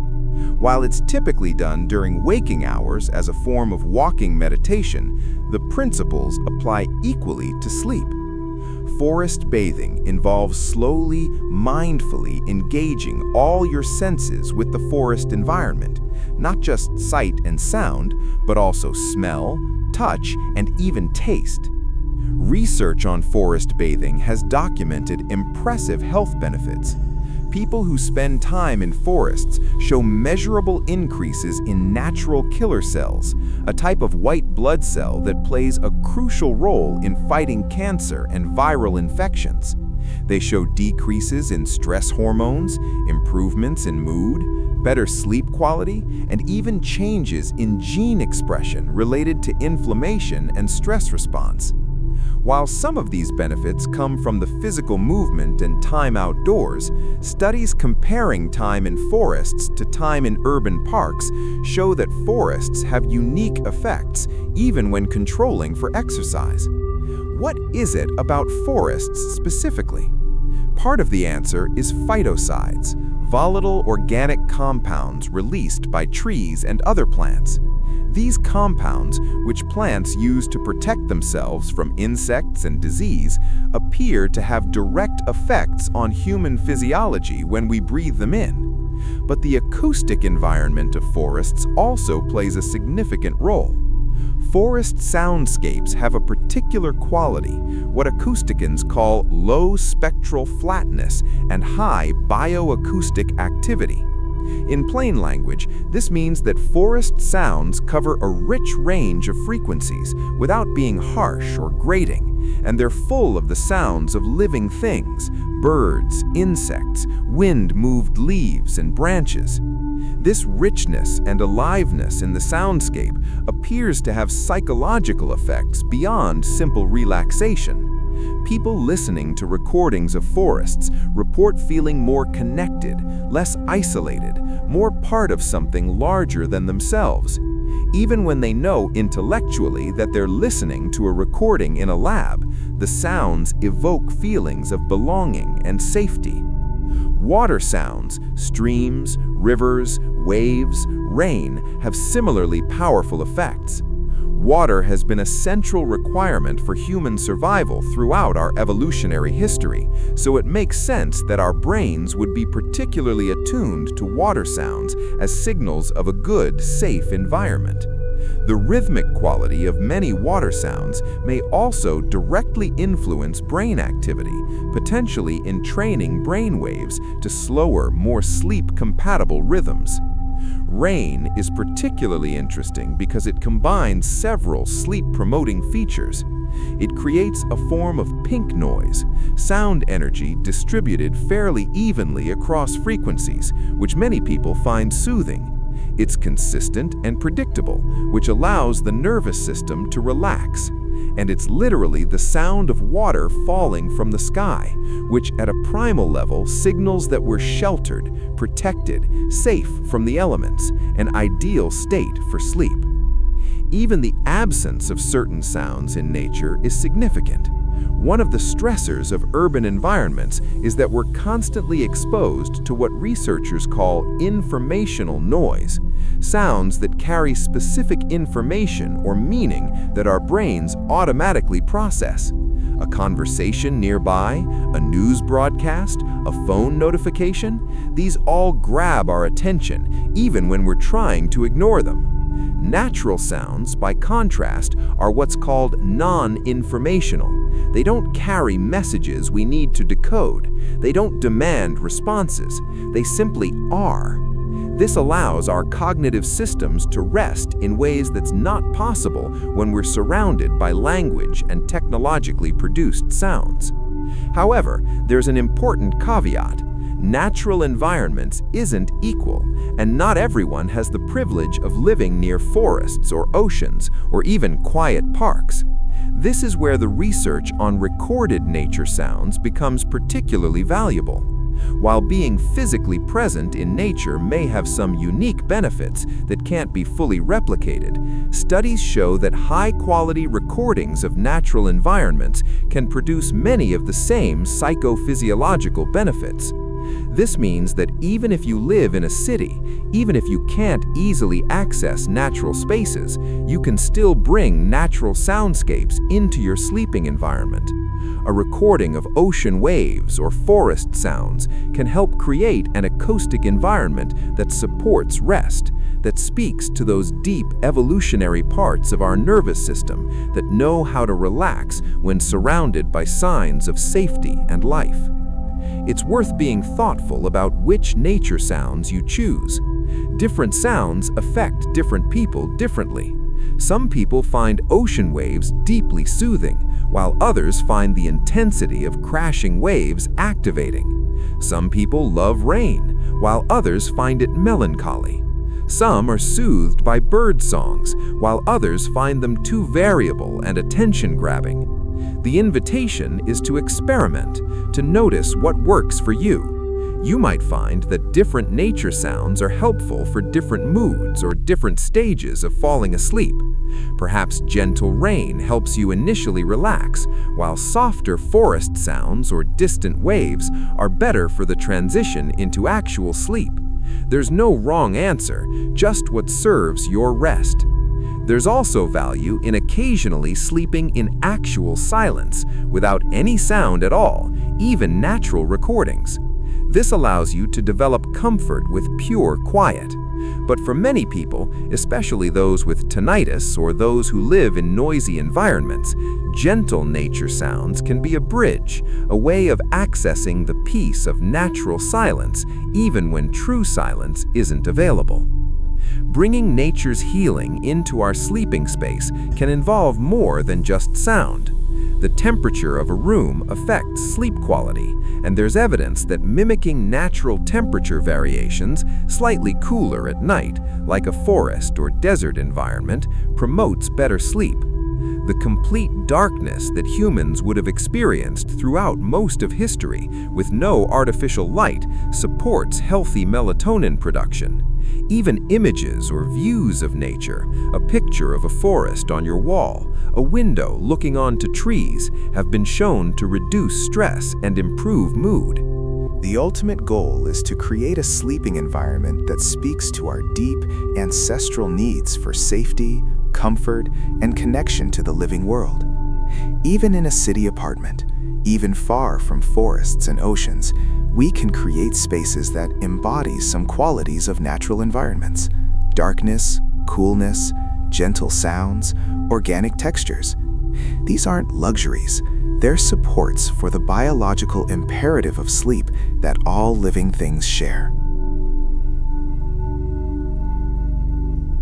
As you rest here now, imagine yourself held in a natural silence.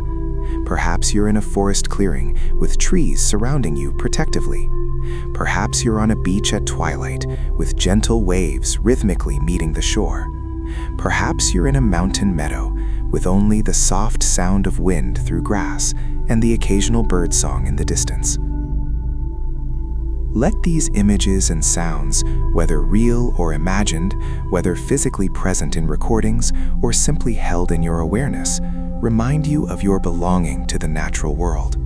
You are not separate from nature. You are nature. The same forces that move the tides and turn the seasons are moving in you. The same wisdom that tells seeds when to sprout and birds when to fly south is guiding your body towards sleep right now. Trust this ancient wisdom. Let the healing power of natural silence, whether the silence of a physical forest or the silence you're creating here in your own heart, hold you in its patient, timeless embrace. You're safe. You're home. You can rest.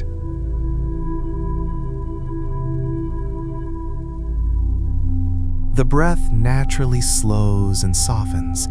It becomes less of a sound and more of a sensation, a movement, a rhythm, almost a silence itself.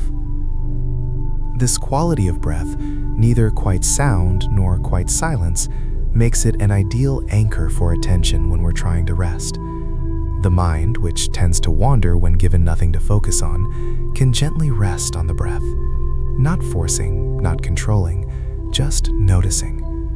Feeling the cool air as it enters the nostrils, the slight pause at the top of the inhale, the warm air as it exits, the natural rest at the bottom of the exhale before the next breath begins. In Zen practice, there's a simple meditation instruction. When breathing in, know you are breathing in. When breathing out, know you are breathing out. That's it. Not trying to breathe in any particular way, not trying to make the breath longer or shorter or deeper or shallower, just knowing it, being aware of it. This simple awareness of breath is considered a complete practice. Nothing needs to be added. Why is breath awareness so powerful for accessing silence and promoting sleep? Several factors are at play. First, focusing on breath interrupts the mind's typical patterns of thinking. When you're genuinely paying attention to the sensation of breathing, you can't simultaneously be lost in thought. The two activities don't coexist. so breath becomes a refuge from the constant churn of mental activity. Second, breath serves as an anchor to the present moment. Your breath is always happening now, never in the past, never in the future, always in this present instant. When your attention is with your breath, you're necessarily in the present. This presence is inherently peaceful because most of our stress and anxiety come from thinking about past or future, not from what's actually happening right now. Third, and this is particularly relevant for sleep, attending to breath affects the breath itself, even when we're not trying to change it.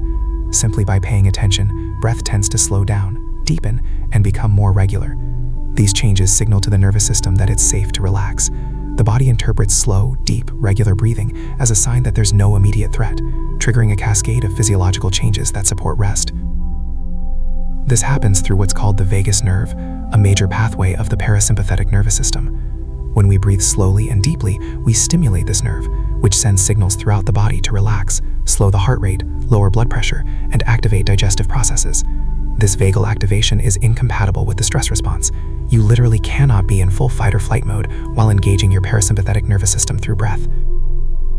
Different breath patterns affect the nervous system in different ways. Research in a field called contemplative neuroscience has investigated various breathing techniques and their effects.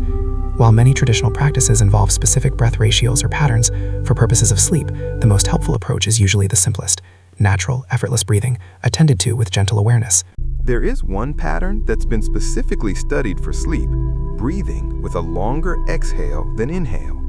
This kind of breathing, for instance, breathing in for a count of 4 and out for a count of 6, particularly activates the parasympathetic nervous system. The reason relates to how breathing affects heart rate.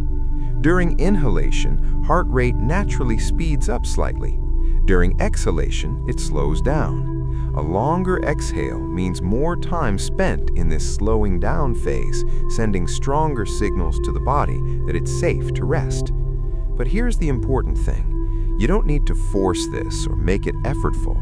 Simply by paying gentle attention to your breath, particularly to the exhale, the breath will often naturally begin to lengthen on its own. You're not making it happen, you're allowing it to happen. This is an important distinction. Forced breathing can create tension. Natural breathing that deepens through attention creates ease.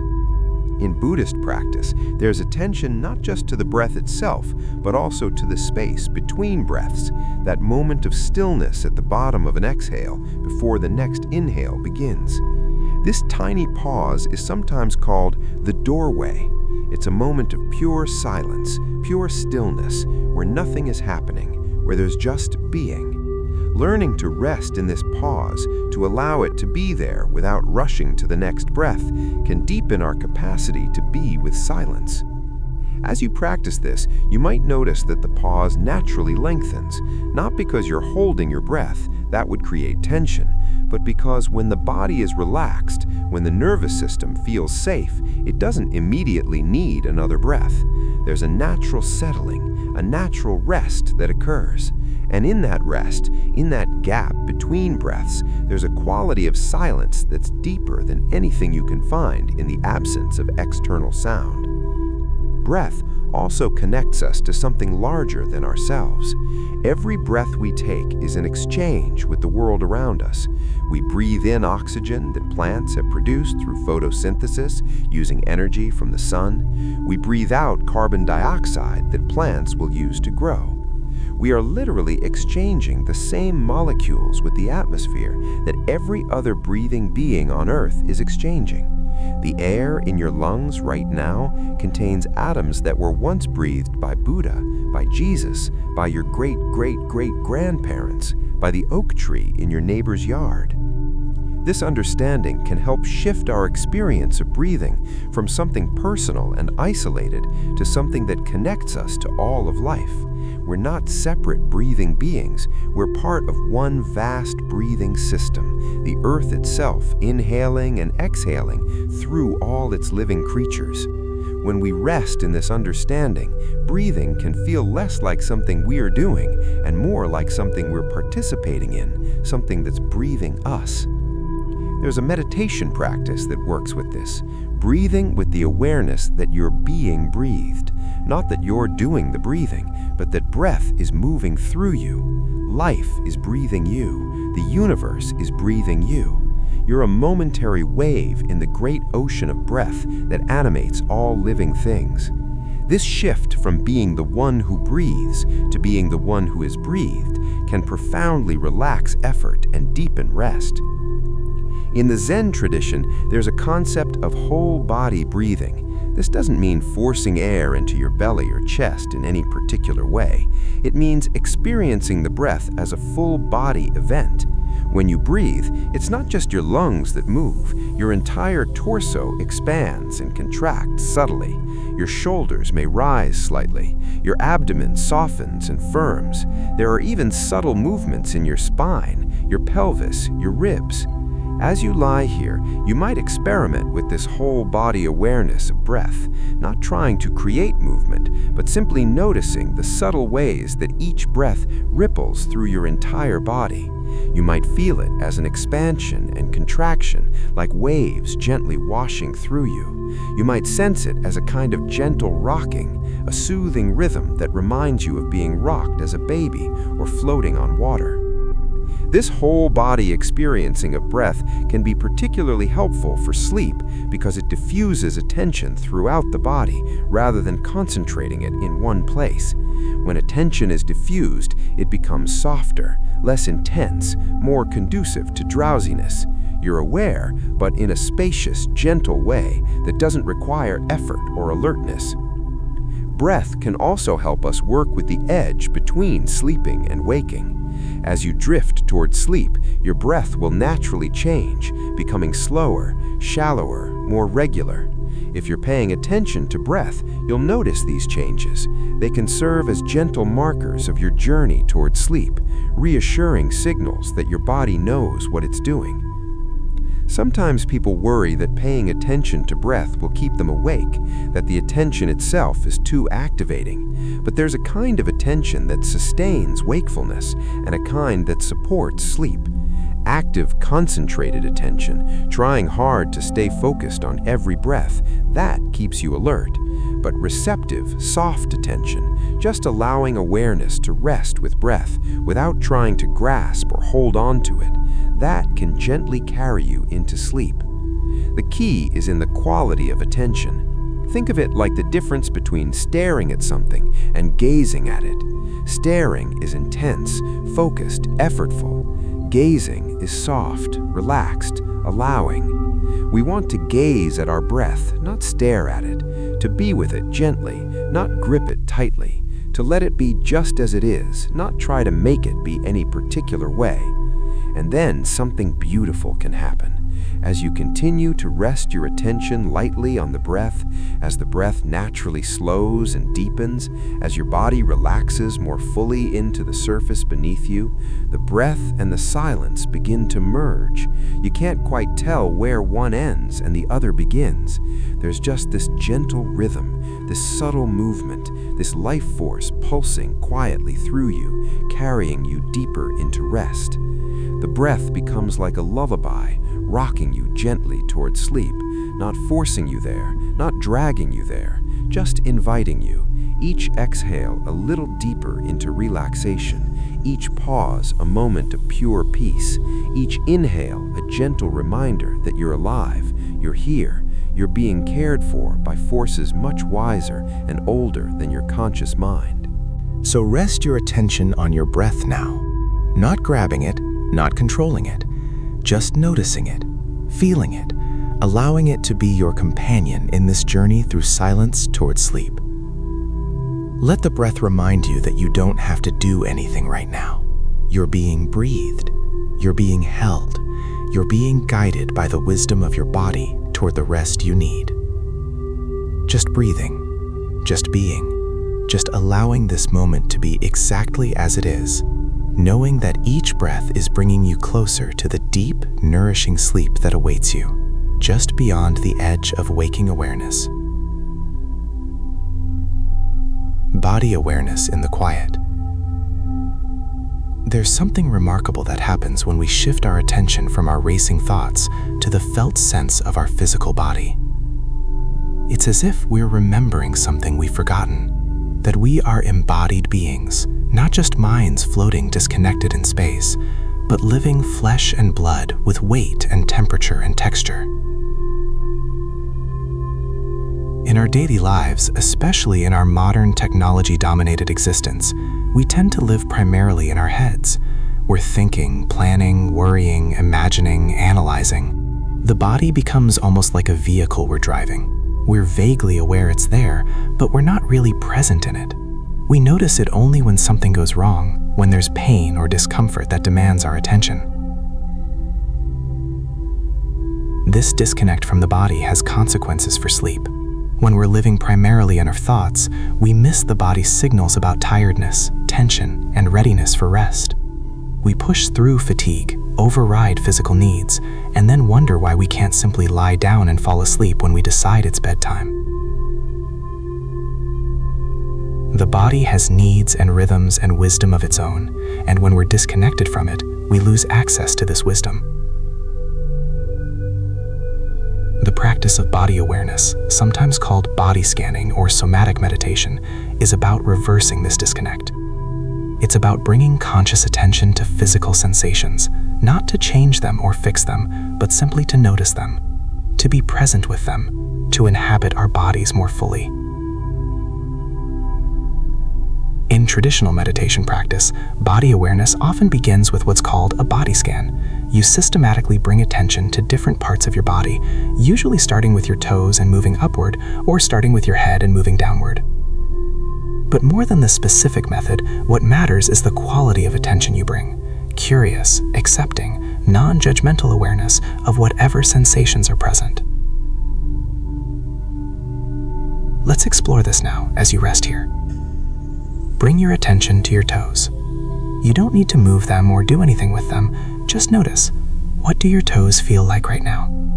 Can you sense all 10 of them? Do they feel warm or cool? Tingly or numb? Heavy or light? Relaxed or slightly tense? There's no right answer. You're just noticing what's actually present. Now expand your awareness to include your feet. The soles of your feet, the tops, the heels, the arches.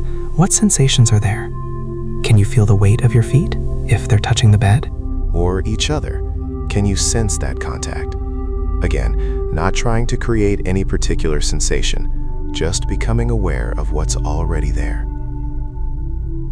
This practice might seem simple, but it's quite profound in its effects.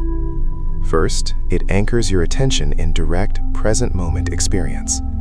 Your thoughts are always about the past or future, but sensations are always happening now. When you're truly feeling your feet, you can't simultaneously be lost in worry about tomorrow. The body brings you into the present. Second, body awareness often reveals tension you weren't conscious of. You might notice that your shoulders are slightly raised, your jaw is clenched, your belly is held tight, your toes are curled. This unconscious holding of tension is extremely common. We carry stress in our bodies without even realizing it, and this held tension interferes with the deep relaxation necessary for sleep. But here's the beautiful thing. Often, simply becoming aware of tension allows it to release. You don't have to do anything to fix it. The awareness itself initiates release. It's as if the body has been waiting for your attention, holding tension until you notice it. And once you do notice, it can let go. Sometimes the release is immediate and obvious. You notice your shoulders are tense and they immediately drop and soften. Other times it's more gradual. You notice tension, you keep your attention there with acceptance rather than judgment, and slowly, gradually, you feel it beginning to ease. The key is patience and non-forcing. Tension that's held for a long time doesn't release instantly. It needs time, gentleness, permission. As you continue moving your awareness through your body, from feet to ankles to calves to knees to thighs, you're also doing something else. You're redistributing attention. Instead of all your attention being concentrated in your head, in your thoughts, it's spreading throughout your entire body. This diffusion of attention is inherently calming. It's the difference between a spotlight narrowly focused and soft ambient lighting filling a room. When we're anxious or stressed, attention tends to contract and focus tightly on problems, on threats, on what's wrong. Body awareness does the opposite. It expands and diffuses attention throughout the full landscape of your experience. And in that expansion, there's room for things to shift, soften, settle. Notice now the quality of contact your body makes with whatever surface you're resting on. Your back against the mattress, your head on the pillow, maybe your arms beside you or resting on your torso. Really feel this contact. Feel how the surface is supporting you, holding your weight. You don't have to hold yourself up. You can let go into the support that's already there.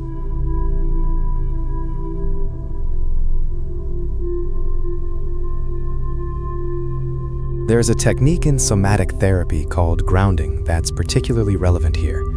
Grounding means feeling your connection to the earth, to the solid reality beneath you. Even though you're in a bed, even though there might be floors and buildings between you and the actual earth, that solid support is there, holding you, holding everything. When you're feeling ungrounded, anxious, spacey, caught in racing thoughts, bringing attention to this felt sense of support and contact can have an immediate calming effect. It's as if you're reminding your nervous system, I'm here, I'm safe, I'm supported, I can rest. As you scan through your body, you might notice different sensations in different areas. Some parts might feel pleasantly heavy and relaxed. Others might feel tingly or energized. Some areas might have subtle aches or discomfort. The practice is to welcome all of it, to make room for whatever sensations are present without trying to change them. This welcoming of physical sensation, whatever it is actually a powerful practice in itself. We tend to have a lot of resistance to uncomfortable sensations. We tense against pain, fight against discomfort, try to make unpleasant sensations go away. But this resistance itself often creates more tension, more discomfort. When we can bring an attitude of openness and acceptance to uncomfortable sensations, they often shift on their own. This doesn't mean you should ignore pain or push through when your body is telling you something's wrong. If you need to adjust your position, do so. If something hurts, that might be a signal to move. But once you've responded to any necessary physical needs, what remains is often manageable when met with acceptance rather than resistance. There's a particular way of attending to sensations that can be especially helpful.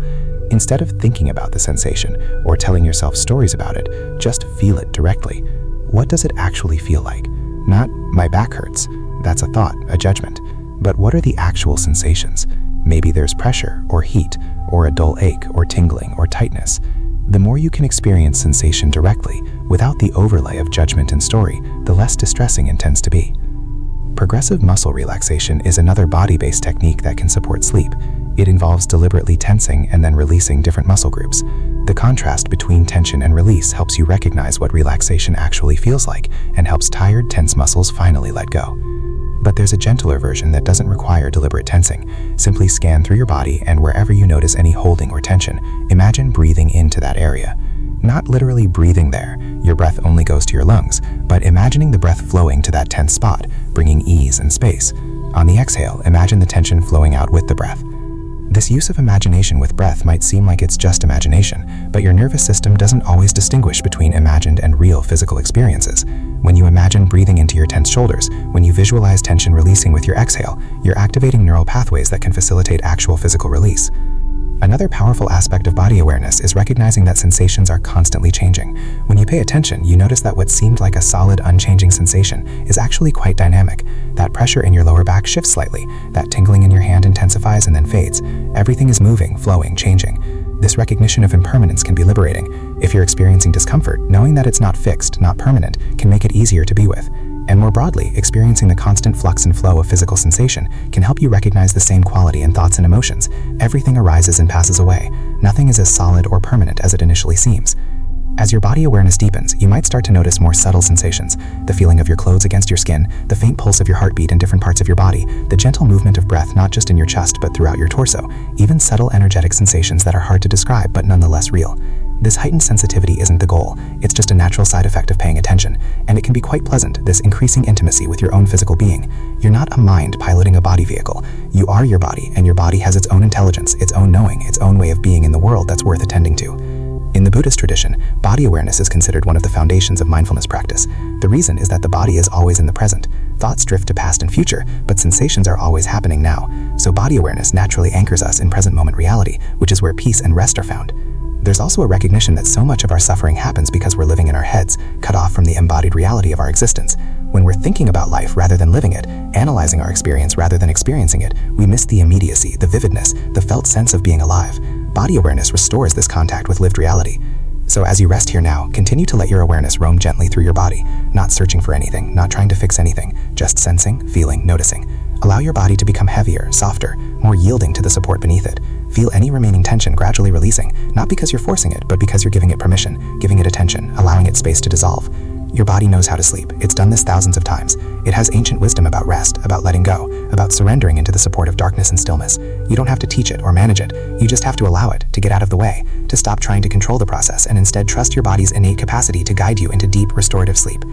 As you continue resting here now, feeling your body, breathing with it, being present in it, you're creating the conditions for that surrender to happen naturally, easily, effortlessly. Just being here, in this body, in this moment, in this breath. Nothing to do, nowhere to go, nothing to achieve. Just being. Just. Sensing, just allowing the peace that's always been here to become more and more apparent, more and more welcoming, until you can finally, completely let yourself fall into its embrace. Nighttime as sacred time. There's something about the hours after the sun sets that has always held a special quality for humans. Night is when we historically gathered around fires for storytelling, when we looked up at the stars and wondered about our place in the cosmos, when we retreated into our shelters and felt the primal comfort of being safe from the darkness outside. Throughout human history, nighttime has been treated as different from daytime. Not worse or better, but different, sacred in its own way. In our modern world, with electric lights that turn night into day and screens that keep us alert and engaged around the clock, we've largely lost this sense of nighttime as a distinct and sacred time. We treat the night the same way we treat the day, as time to be productive, to be busy, to accomplish things. We stay up late working, answering emails, scrolling through social media, watching shows, shopping online. The night is just more time, more opportunity, more hours to fill with activity. But what if we're missing something essential by treating night this way? What if nighttime has its own wisdom, its own gifts, its own necessary rhythms that we need to honor for our well-being? In many spiritual traditions, the transition from day to night has been marked with ritual and ceremony. In Islam, Maghrib prayers occur at sunset, marking the shift from day to evening. In Judaism, many holy days begin at sundown, recognizing that a new day starts not with morning light, but with evening darkness. In Buddhism, evening chanting and meditation practices acknowledge the approaching night as a time for turning inward, for releasing the day's activities, for preparing for rest. These traditions understood something important. The night isn't just an absence of day, it's its own presence, with its own qualities, its own invitation, its own sacred purpose. And one of those purposes is sleep, the essential, life-sustaining practice of letting go, releasing consciousness, surrendering into rest. The circadian rhythms that govern our sleep-wake cycles are fundamentally connected to the cycle of light and darkness. As the sun sets and darkness falls, our bodies naturally begin producing melatonin, the hormone that promotes sleep. Our core body temperature drops slightly, our metabolism slows. These aren't arbitrary changes. They're part of an ancient, deeply embedded biological program that knows darkness is for rest. But this program can be overridden. When we expose ourselves to bright artificial light late into the evening, when we engage in stimulating activities that keep us alert and activated, when we ignore our body's signals of tiredness and push through, we're fighting against millions of years of evolutionary programming. We can do it. Human will is powerful, but there's a cost. Our sleep suffers, our health suffers, we lose touch with natural rhythms that are part of our deepest nature. Creating evening rituals, Simple practices that mark the transition from day to night, from activity to rest, can help restore this connection to natural rhythms. These don't need to be elaborate or time-consuming. They can be as simple as dimming the lights an hour before bed, as turning off screens and choosing a book instead, as brewing a cup of herbal tea and sipping it slowly, mindfully, as sitting for a few minutes in quiet, reflecting on the day. What makes these rituals powerful isn't their specific content, but the fact that they're consistent, that they create a boundary between daytime consciousness and nighttime consciousness, that they send signals to your body and mind. The day is ending. It's time to begin releasing. It's time to turn inward. It's time to prepare for rest. In the Buddhist tradition, there's a practice of reflecting on the day before sleep, not analyzing or judging, not ruminating on mistakes, but simply reviewing. What happened today? What did I experience? What am I carrying with me into the night? This gentle reflection can help create closure, can help prevent the mind from continuing to churn through the day's activities once you lie down to sleep. You might also reflect on what you're grateful for, not in a forced, I should be grateful way, but genuinely noticing, what small moments of goodness or beauty did I experience today? Maybe it was the taste of your morning coffee, the smile of a friend, sunlight through a window, the softness of your pillow, these small moments of grace that we so often overlook. This practice of evening gratitude isn't about denying difficulties or pretending everything is fine when it's not. It's about balance, making sure that your awareness includes not just problems and challenges, but also the good things, the sustaining things, the things that make life worth living even when it's hard. There's also wisdom in the practice of not doing in the evening.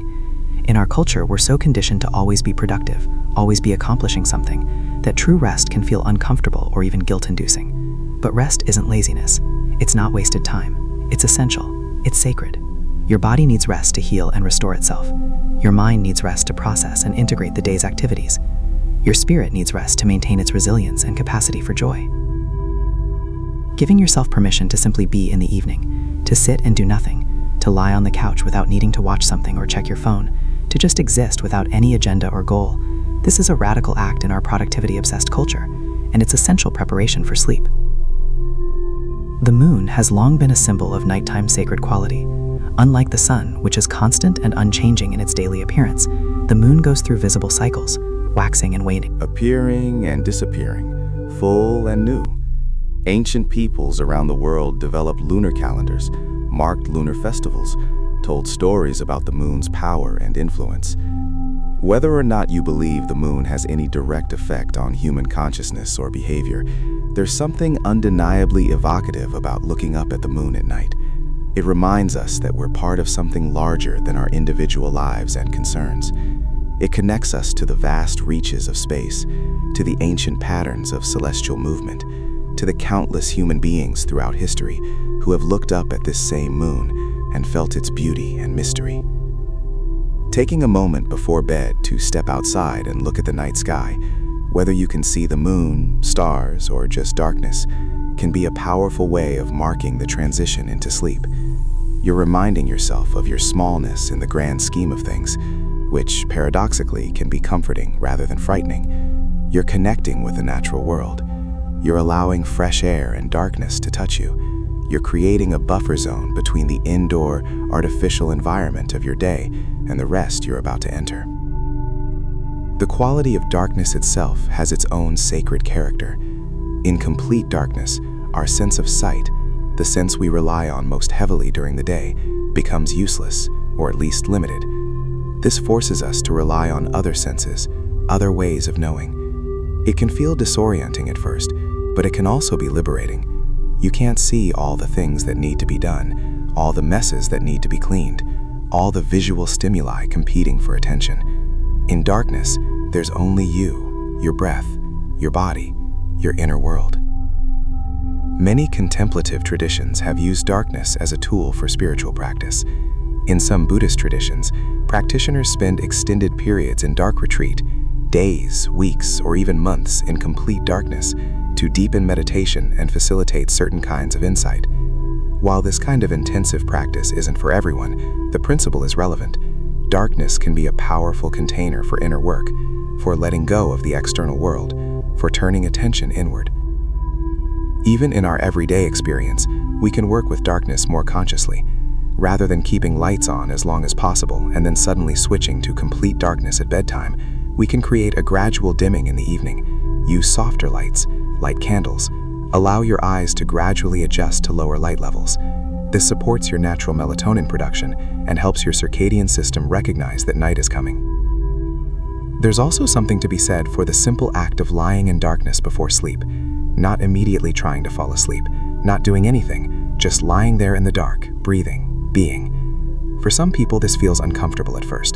The darkness can seem oppressive or unsettling, but with practice, it can become a deeply peaceful experience, a time when the usual boundaries between self and surroundings begin to soften, when you can feel held by the darkness rather than threatened by it. The night asks different things from us than the day does. The day asks for action, for engagement, for doing. The night asks for stillness, for reflection, for being. Both are necessary. Both are sacred. When we honor the distinct quality of nighttime, when we allow ourselves to shift into a different mode rather than just continuing daytime consciousness into the evening, we align ourselves with natural rhythms that support not just sleep, but overall well-being. As you rest here now, in this nighttime hour, recognize that you're participating in something ancient and universal. Every human being who has ever lived has experienced this transition from day to night, from wakefulness to sleep. You're part of an unbroken chain of sleepers stretching back through all of human history and beyond, into the deep evolutionary past when our mammalian ancestors first developed patterns of sleeping and waking. Let yourself feel held by this ancient rhythm. The night is here. Darkness has fallen. The day is done. There's nothing more you need to accomplish tonight. The world will continue turning without your conscious participation. You can let go now. You can trust that sleep will come, that morning will return, that this cycle of darkness and light, sleeping and waking, has carried billions of humans through billions of nights, and will carry you too. The sacred quality of nighttime isn't something you need to create or achieve. It's already here, woven into the very fabric of existence, as reliable as the rotation of the earth. You just need to recognize it, honor it, allow yourself to be carried by it into the deep, healing rest that the night offers to all who accept its invitation. Letting go into sleep. Perhaps one of the most frustrating aspects of insomnia is that sleep cannot be willed into existence. The harder you try to fall asleep, the more elusive it becomes. Sleep requires a paradoxical state. You must want it enough to create conditions for it, but then you must stop wanting it and simply allow it to happen. You must care and not care at the same time. You must try and not try. You must make effort and then release all effort. This paradox points to something deep about the nature of sleep and about the nature of many important things in life. Sleep is not something you do, it's something that happens to you when you get out of the way. It's not an achievement, it's a surrender, not a conquest, a letting go. In our culture, which so heavily emphasizes control, achievement, and making things happen through effort and willpower, this quality of sleep can be deeply challenging. We're used to solving problems by trying harder, by applying more effort, by being more disciplined. But with sleep, this approach fails. You cannot force yourself to sleep. The more you try, the more you activate the very systems, alertness, striving, tension, that prevent sleep. The Zen tradition has a beautiful phrase for this: effortless effort, or sometimes trying without trying. It points to a quality of engagement that's active but not forced, intentional but not strained, focused but relaxed. This is the quality we need to bring to sleep, caring enough to create good conditions, but then letting go of the outcome, trusting the process, allowing sleep to come in its own time. One of the main obstacles to this letting go is what's called performance anxiety around sleep. If you've struggled with insomnia, you know this well. You lie down and immediately start monitoring. Am I falling asleep yet? How long have I been awake? Will I be able to sleep tonight? This monitoring itself is a form of vigilant wakefulness. You're evaluating, assessing, worrying about whether sleep is happening, which keeps you in exactly the mental state that prevents sleep.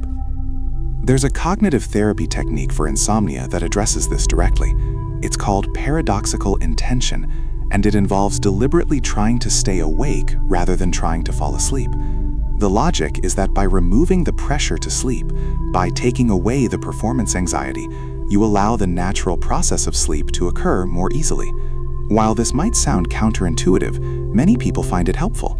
When you lie in bed telling yourself, "I'm just going to rest here. I'm not trying to fall asleep. I might even try to stay awake," there's a relaxation that happens. The struggle stops, the pressure lifts, and often, ironically, sleep comes more easily. The broader principle here is about releasing control, about accepting that sleep is not something you can directly control.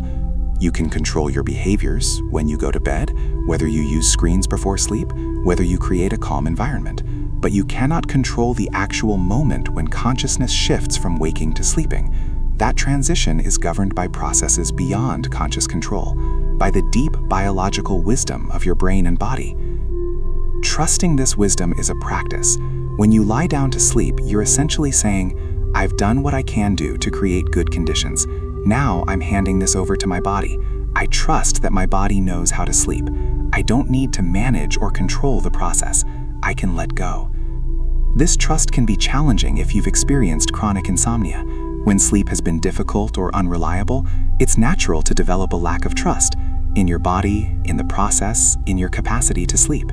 Each night of poor sleep reinforces the belief that sleep is difficult, that your body doesn't work right, that you can't count on being able to rest. This lack of trust then creates the very tension and hypervigilance that interfere with sleep. It becomes a vicious cycle. Breaking this cycle involves gradually rebuilding trust, and it starts not with trust in whether you'll sleep tonight, but with trust in the present moment. Can you trust that right now, in this breath, lying here, you're okay? Can you trust that your body is doing what it needs to do, even if sleep hasn't come yet? Can you trust that there's nothing wrong with you, even if sleep is difficult? This moment-by-moment trust is more accessible than trying to trust that sleep will definitely come tonight. You don't know if sleep will come, but you do know that right now, right here, you're breathing, your heart is beating, you're lying in a safe, comfortable place. These immediate realities are trustworthy. There's a Buddhist concept that's relevant here, sloughing off body and mind. This phrase, used by the Japanese Zen master Dogen, points to a profound letting go, a falling away of the usual sense of being a separate self that needs to manage and control everything. In meditation, this can happen when we stop trying to accomplish anything and simply allow ourselves to be, not the doer doing meditation, but awareness itself, open and present. The same quality of sloughing off is what's needed for sleep. At some point, you, the conscious, controlling, thinking self, needs to step aside. The part of you that's been in charge all day, making decisions and solving problems and keeping everything together, needs to relinquish control. This isn't comfortable for the thinking mind, which wants to be in charge, which wants to make sleep happen. But sleep comes only when this controlling self relaxes its grip and allows something deeper to take over. This doesn't mean you disappear or cease to exist. It means that the narrow, effortful, striving consciousness of the thinking mind softens and expands into a more spacious, receptive awareness. You're still here, but you're no longer holding so tightly. You're no longer trying so hard. You're just being, just breathing, just resting in awareness itself. In the moments before sleep, there's often a quality of drifting. Thoughts become dreamier, more imagistic, less logical. The boundary between internal and external becomes less distinct. Time seems to stretch and contract strangely. These experiences can feel disorienting if you're trying to maintain control, trying to be fully conscious and alert. But if you can allow this drifting, if you can accept that your usual way of being conscious is starting to dissolve and change, then these experiences become the very pathway into sleep. Think of it like floating on water. If you're tense, if you're trying to control your body, if you're fighting the water, you sink. But if you can release, if you can trust the water to hold you, if you can let go of the need to control, you float effortlessly. Sleep is the same. Fighting it makes it impossible. Releasing into it allows it to carry you. There's a particular kind of attention that supports this releasing. It's not the focused, concentrated attention we use for tasks.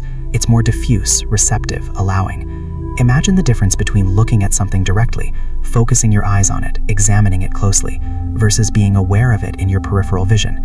Direct focus is active and effortful. Peripheral awareness is receptive and relaxed. As you drift towards sleep, you want to cultivate this peripheral quality of awareness. You're not concentrating hard on your breath or body or anything else. You're just gently aware in a soft, spacious way. If thoughts arise, you notice them in peripheral awareness without zooming in on them. If sensations appear, you're aware of them without focusing intently on them. Everything remains soft, diffuse, allowing. This is similar to what happens naturally as you start to fall asleep. Attention becomes less focused, more dreamy. Rather than fighting this diffusion, you welcome it. You allow your awareness to become softer, more spacious, less tightly held.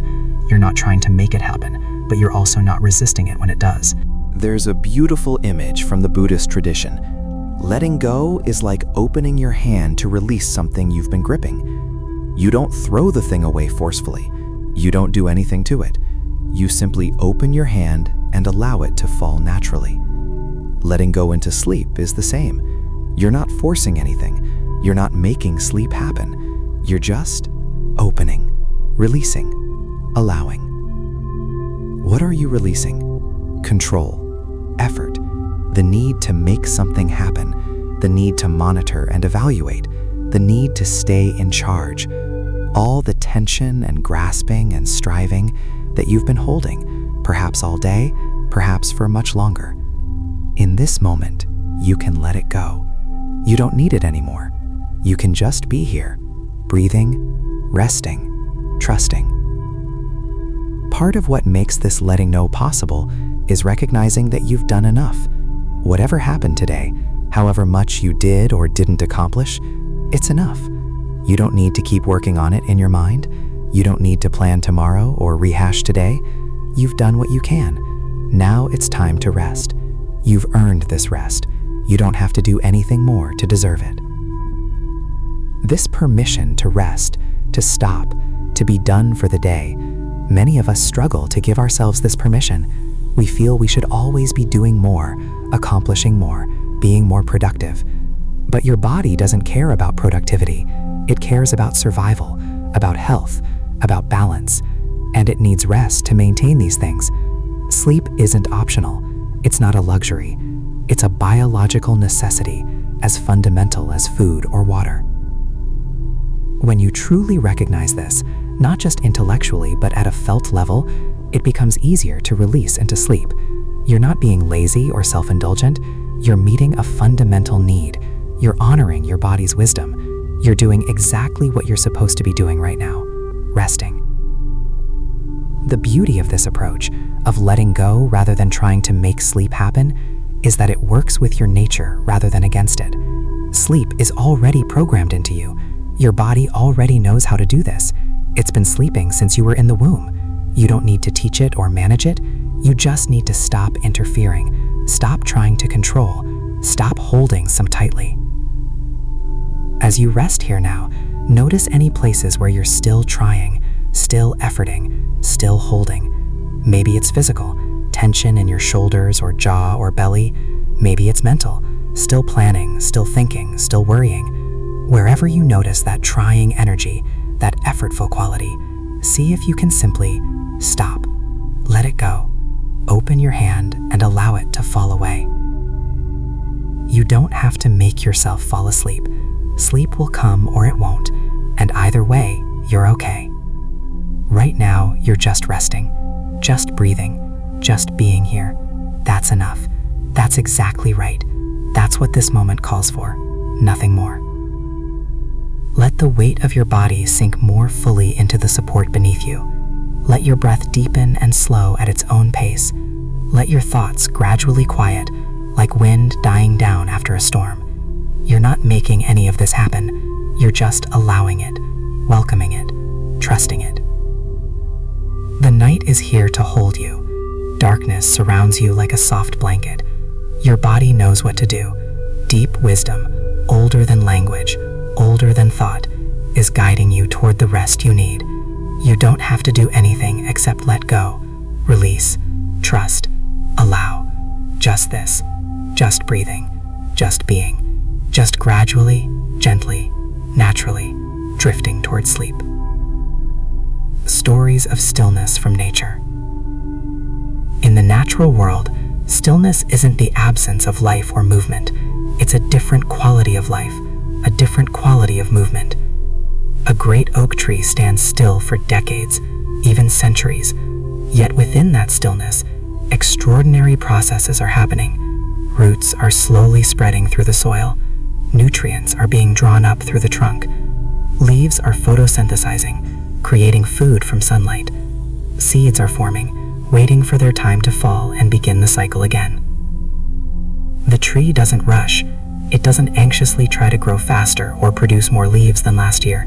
It simply follows the rhythms that are built into its nature, responding to seasons, to sunlight, to rain, to the passage of time.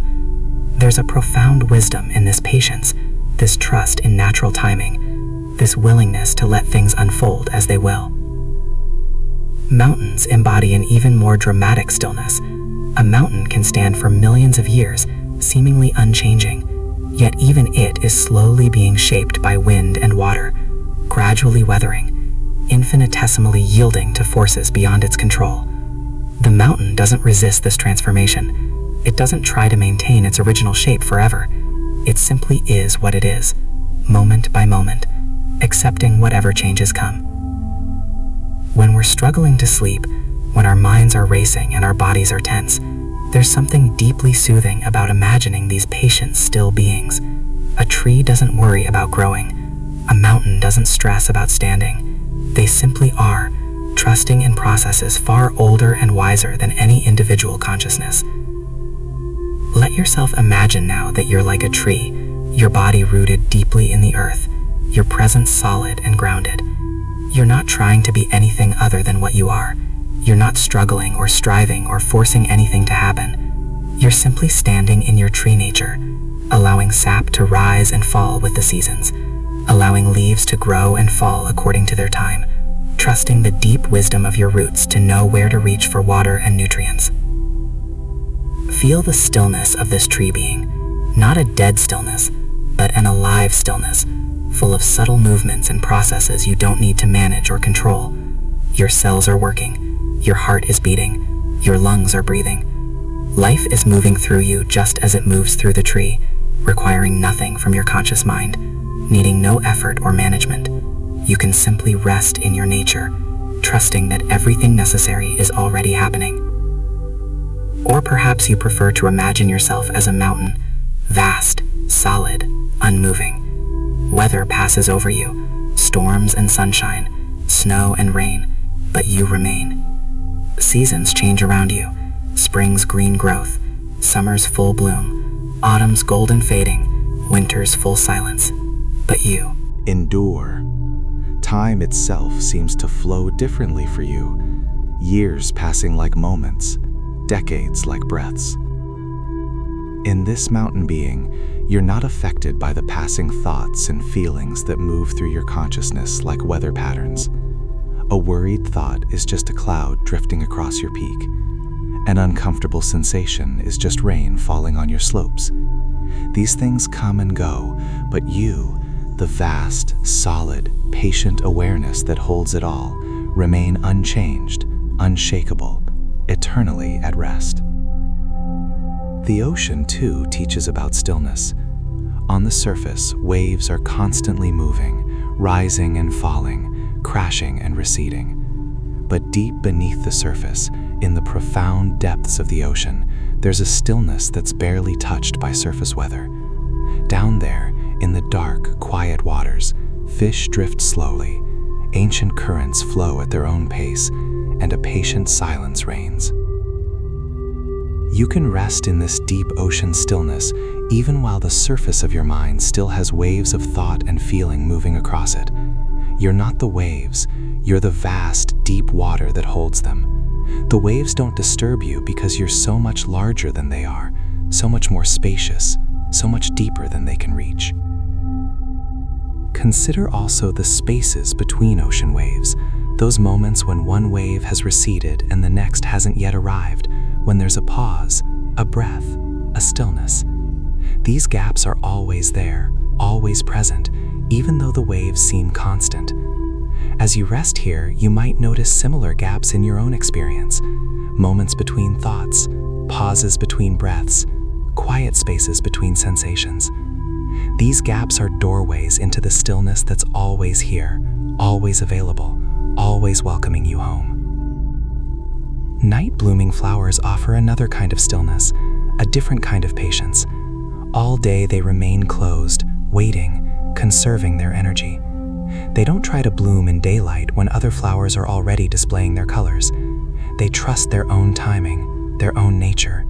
And when night comes, when their time arrives, they open simply, naturally, without force or struggle, responding to darkness the way your body responds to nighttime by preparing for sleep.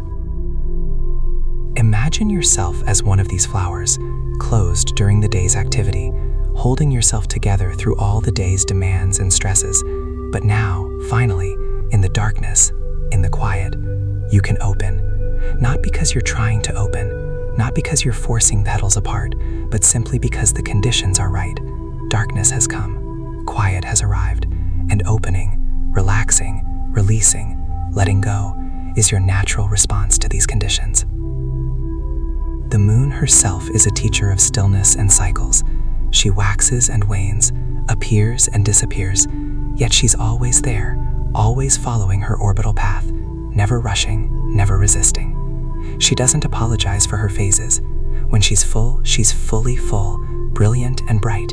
When she's new, she's completely dark, invisible in the night sky. Both states are natural, both are necessary, both are exactly as they should be. Your own capacity for wakefulness and sleep, for activity and rest, follows cycles like the moon's. Sometimes you're full of energy, bright and active. Other times you need to wane, to retreat, to rest in darkness. Neither state is better than the other. Both are natural rhythms of your being. Right now, your cycle is calling you toward darkness, toward rest, toward the new moon phase of consciousness that we call sleep.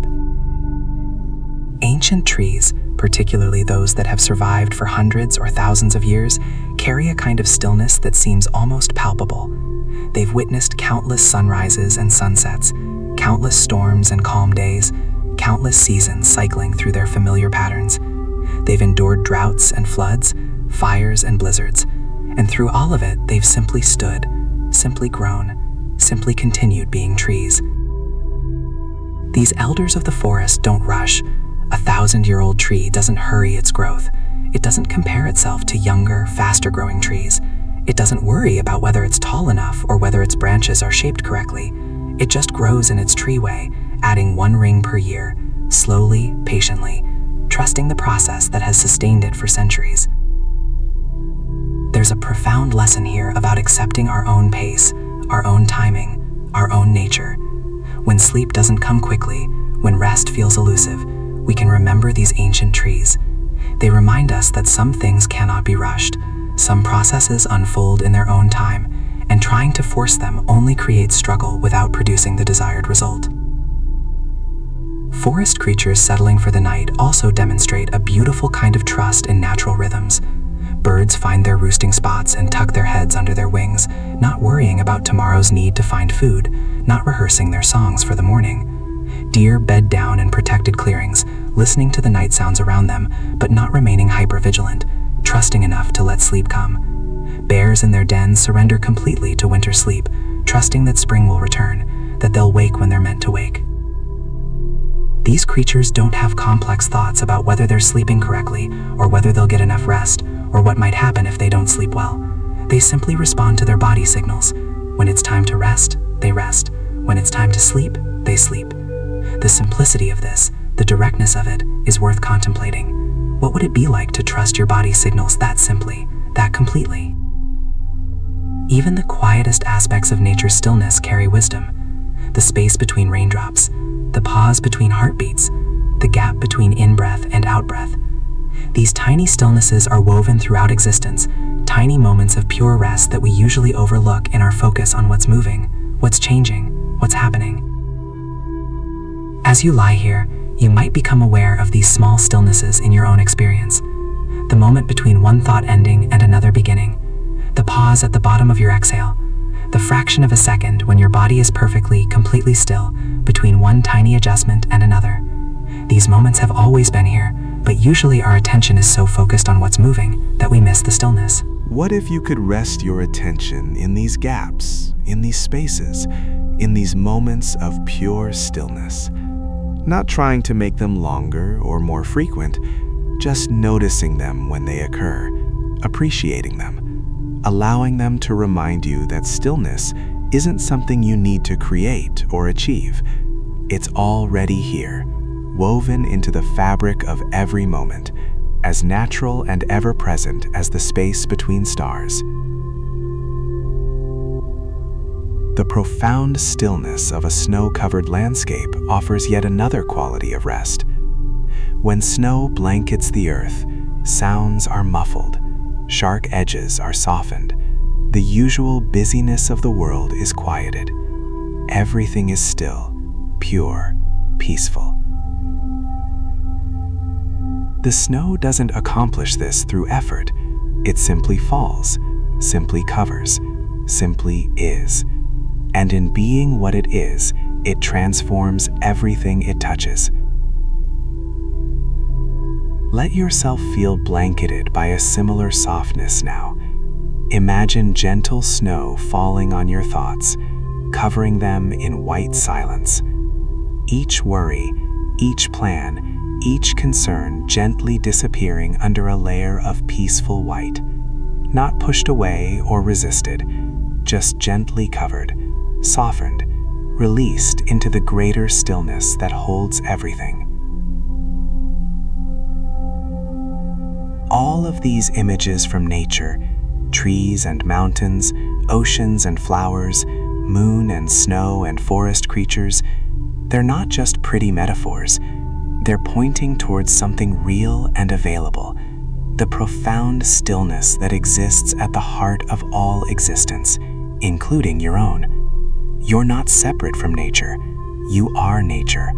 The same patterns, the same rhythms, the same cycles that move through forests and oceans move through you. Right now, in this moment, the night is inviting you to remember your nature, to remember that you're part of these ancient patterns of rest and renewal, to remember that sleep isn't something foreign or difficult or separate from your nature. It's as natural as sunset, as inevitable as the tide, as built into you as growth is built into seeds. You don't have to figure out how to sleep. The tree doesn't have to figure out how to grow. The ocean doesn't have to figure out how to be deep. These qualities are intrinsic, built in, fundamental. And so is your capacity to rest, to let go, to sleep. It's already within you, as natural as breathing, as automatic as your heartbeat. You just need to stop interfering with it. Stop doubting it. Stop trying to control it. Trust your nature. Trust the ancient wisdom that moves through you. Trust that when the time is right, when the conditions are met, sleep will come as flowers opening to moonlight, as inevitably as the tide returning to shore, as certainly as night following day. You're part of this great rhythm of nature. You've always been part of it, and it's carrying you now, gently, patiently, towards the rest you need. The Garden of the Night Mind. There's an interior landscape that exists within each of us, a mental and emotional terrain that we might think of as the garden of the mind. During the day, this garden is often neglected. We're too busy with external demands to tend to our inner world. We rush from task to task, thought to thought, without pausing to notice what's actually growing in our mental and emotional space. But nighttime, particularly the time before sleep, offers an opportunity for a different kind of attention. As external demands fade and the world quiets, we can turn our attention inward and begin to notice what's actually growing in my inner garden. What have I been cultivating, consciously or unconsciously? What needs tending? What needs letting go? This metaphor of a garden is more than just poetic language. Research in neuropsychology shows that what we pay attention to actually shapes our brain structure over time. The thoughts we think repeatedly create stronger neural pathways. The emotions we regularly experience become more easily triggered. The stories we tell ourselves become more deeply embedded as our fundamental sense of reality. In a very real sense, we're constantly gardening our minds, constantly shaping the landscape of our consciousness.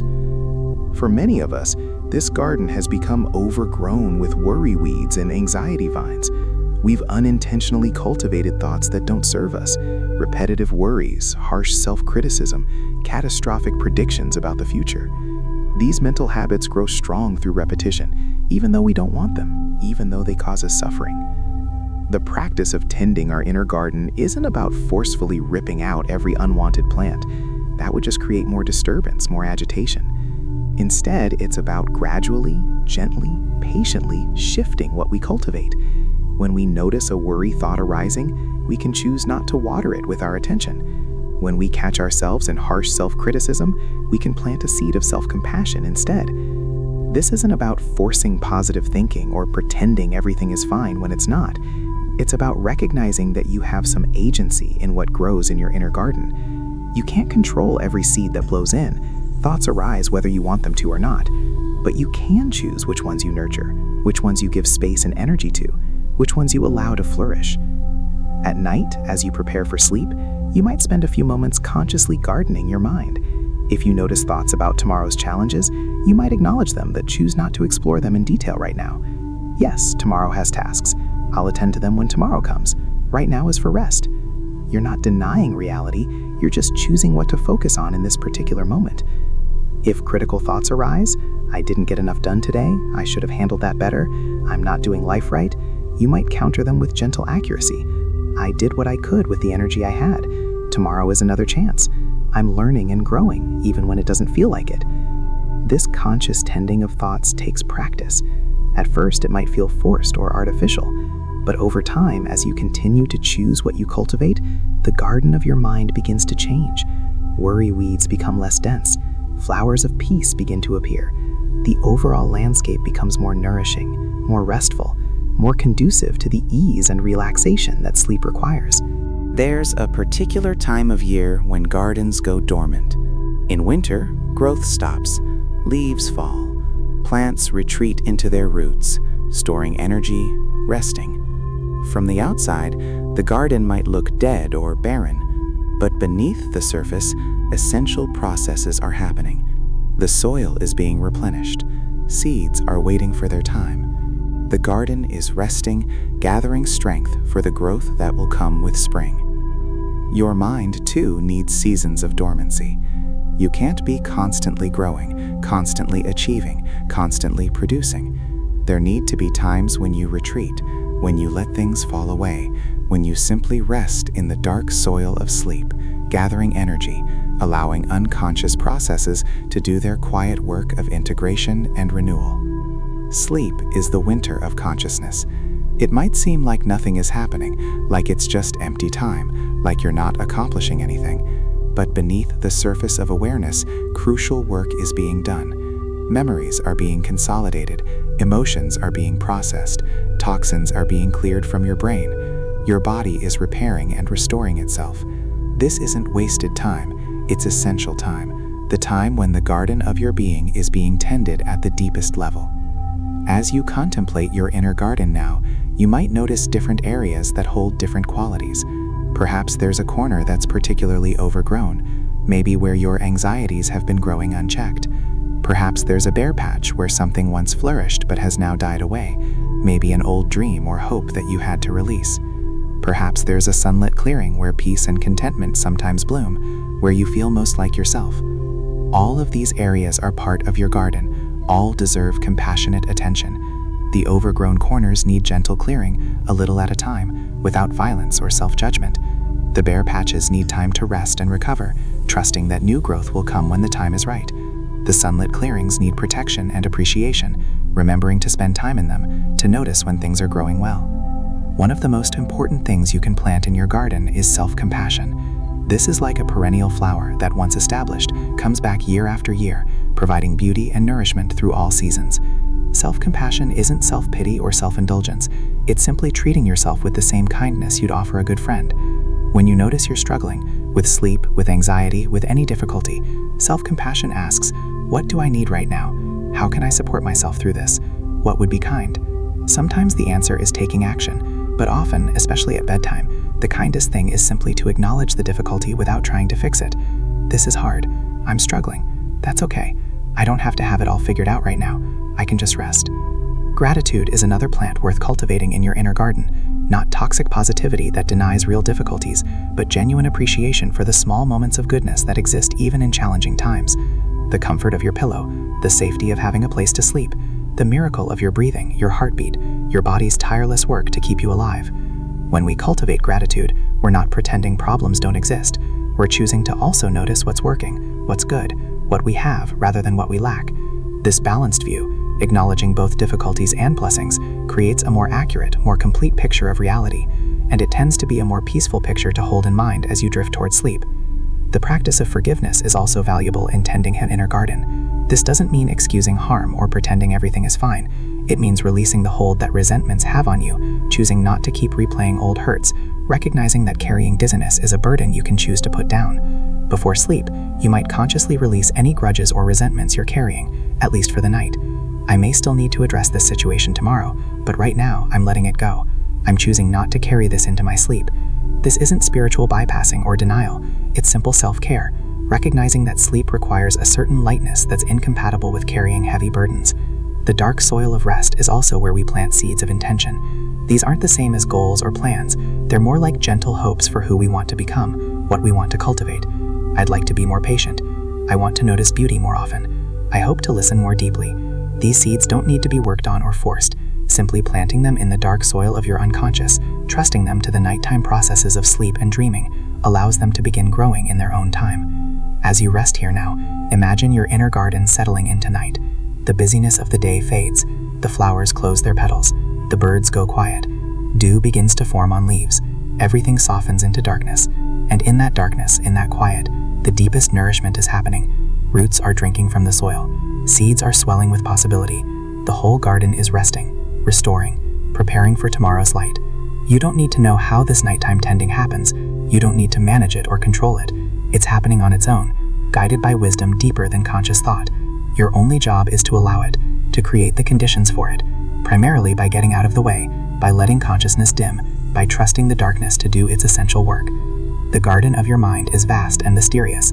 You'll never fully know everything that grows there, all the seeds that have been planted over a lifetime, all the subtle interactions between different plants and seasons and conditions, and that's okay. You don't need to know everything. You just need to tend what you can with gentleness, to water seeds of peace and compassion, to trust that beneath your awareness, deep processes of growth and renewal are always happening. As you surrender into sleep, you're essentially handing your garden over to the night gardener, the unconscious wisdom that works while you rest, that integrates and processes and heals in ways your conscious mind could never accomplish. Trust this night gardener. She's been tending your inner landscape since before you were born, and she knows what she's doing. Your only task is to let her work, to allow the darkness, to release control and sink into the deep rest where true tending happens. Closing journey into sleep. We've traveled together through this long night, exploring silence from many angles, understanding why it can feel heavy, learning from ancient wisdom traditions, discovering what modern science tells us, befriending the quiet, welcoming nature's healing, working with breath and body, honoring the night as sacred time, practicing letting go, finding wisdom in stillness, and tending our inner gardens. All of this understanding, all of this exploration now begins to settle, to integrate, to become part of the gentle current carrying you towards sleep. You don't need to remember everything we've discussed. The understanding has already done its work at a deeper level. What remains is simply the invitation to rest. So let's allow everything to become simpler now, gentler, softer. We're releasing all the words, all the concepts, all the trying. What remains is just this moment, this breath, this body, this quiet.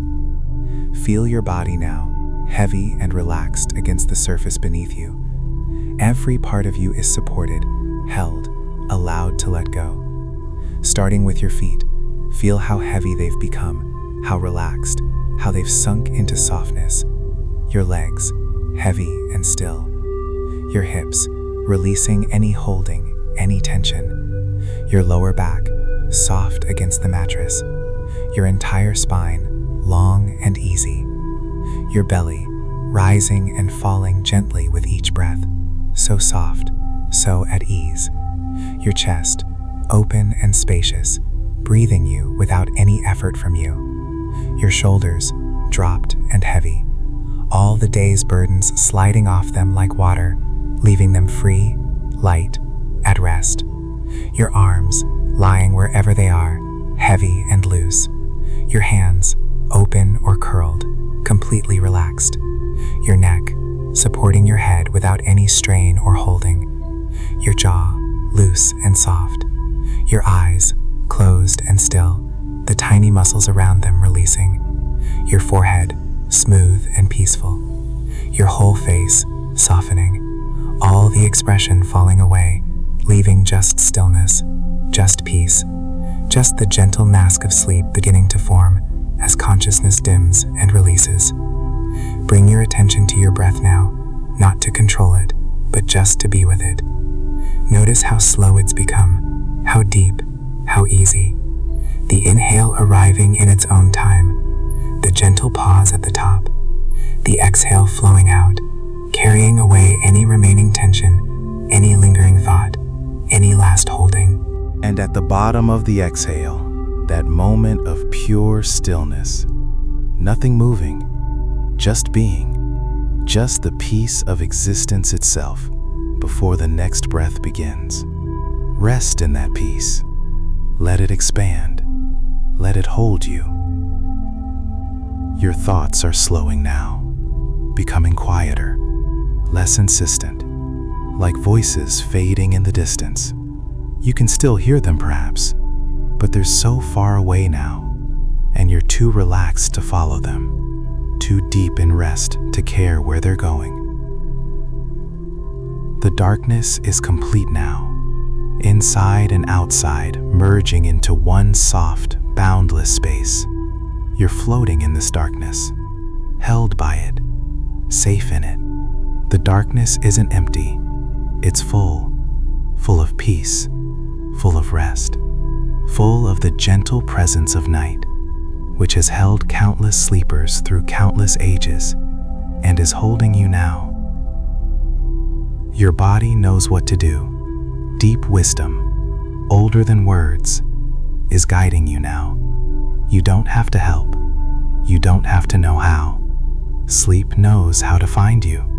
It's been looking for you all day, waiting patiently for this moment, when you finally stop running, stop resisting, stop trying, and just allow. Feel yourself sinking deeper now, like settling into water, into warm, soft water that holds you perfectly, sinking deeper with each exhale, letting go more fully, releasing more completely, trusting more deeply that you are safe, you are held, you can rest. The night is vast around you, infinite darkness stretching in all directions, and you are a small point of gentle light, dimming now, fading, surrendering into the darkness, like a star disappearing into dawn, like a candle flame growing smaller and smaller, until it's just a glowing ember, and then just warmth, and then just memory, and then just sleep. Just sleep. Deep, healing, renewing sleep. Nothing to do, nowhere to go, no one to be. Just breath, just darkness, just peace, just rest. Sleep now. Sleep. Thank you for joining us on this journey through the healing silence of the night. If you enjoyed this experience, please consider liking this video and subscribing to the Night Garden Mind channel for more peaceful sleep journeys, Zen wisdom, and mindfulness practices. Remember, you are welcome here anytime you need rest, anytime you need to remember the healing power of silence, anytime you need to come home to peace. Sweet dreams, dear friend, until we meet again in the garden of the night.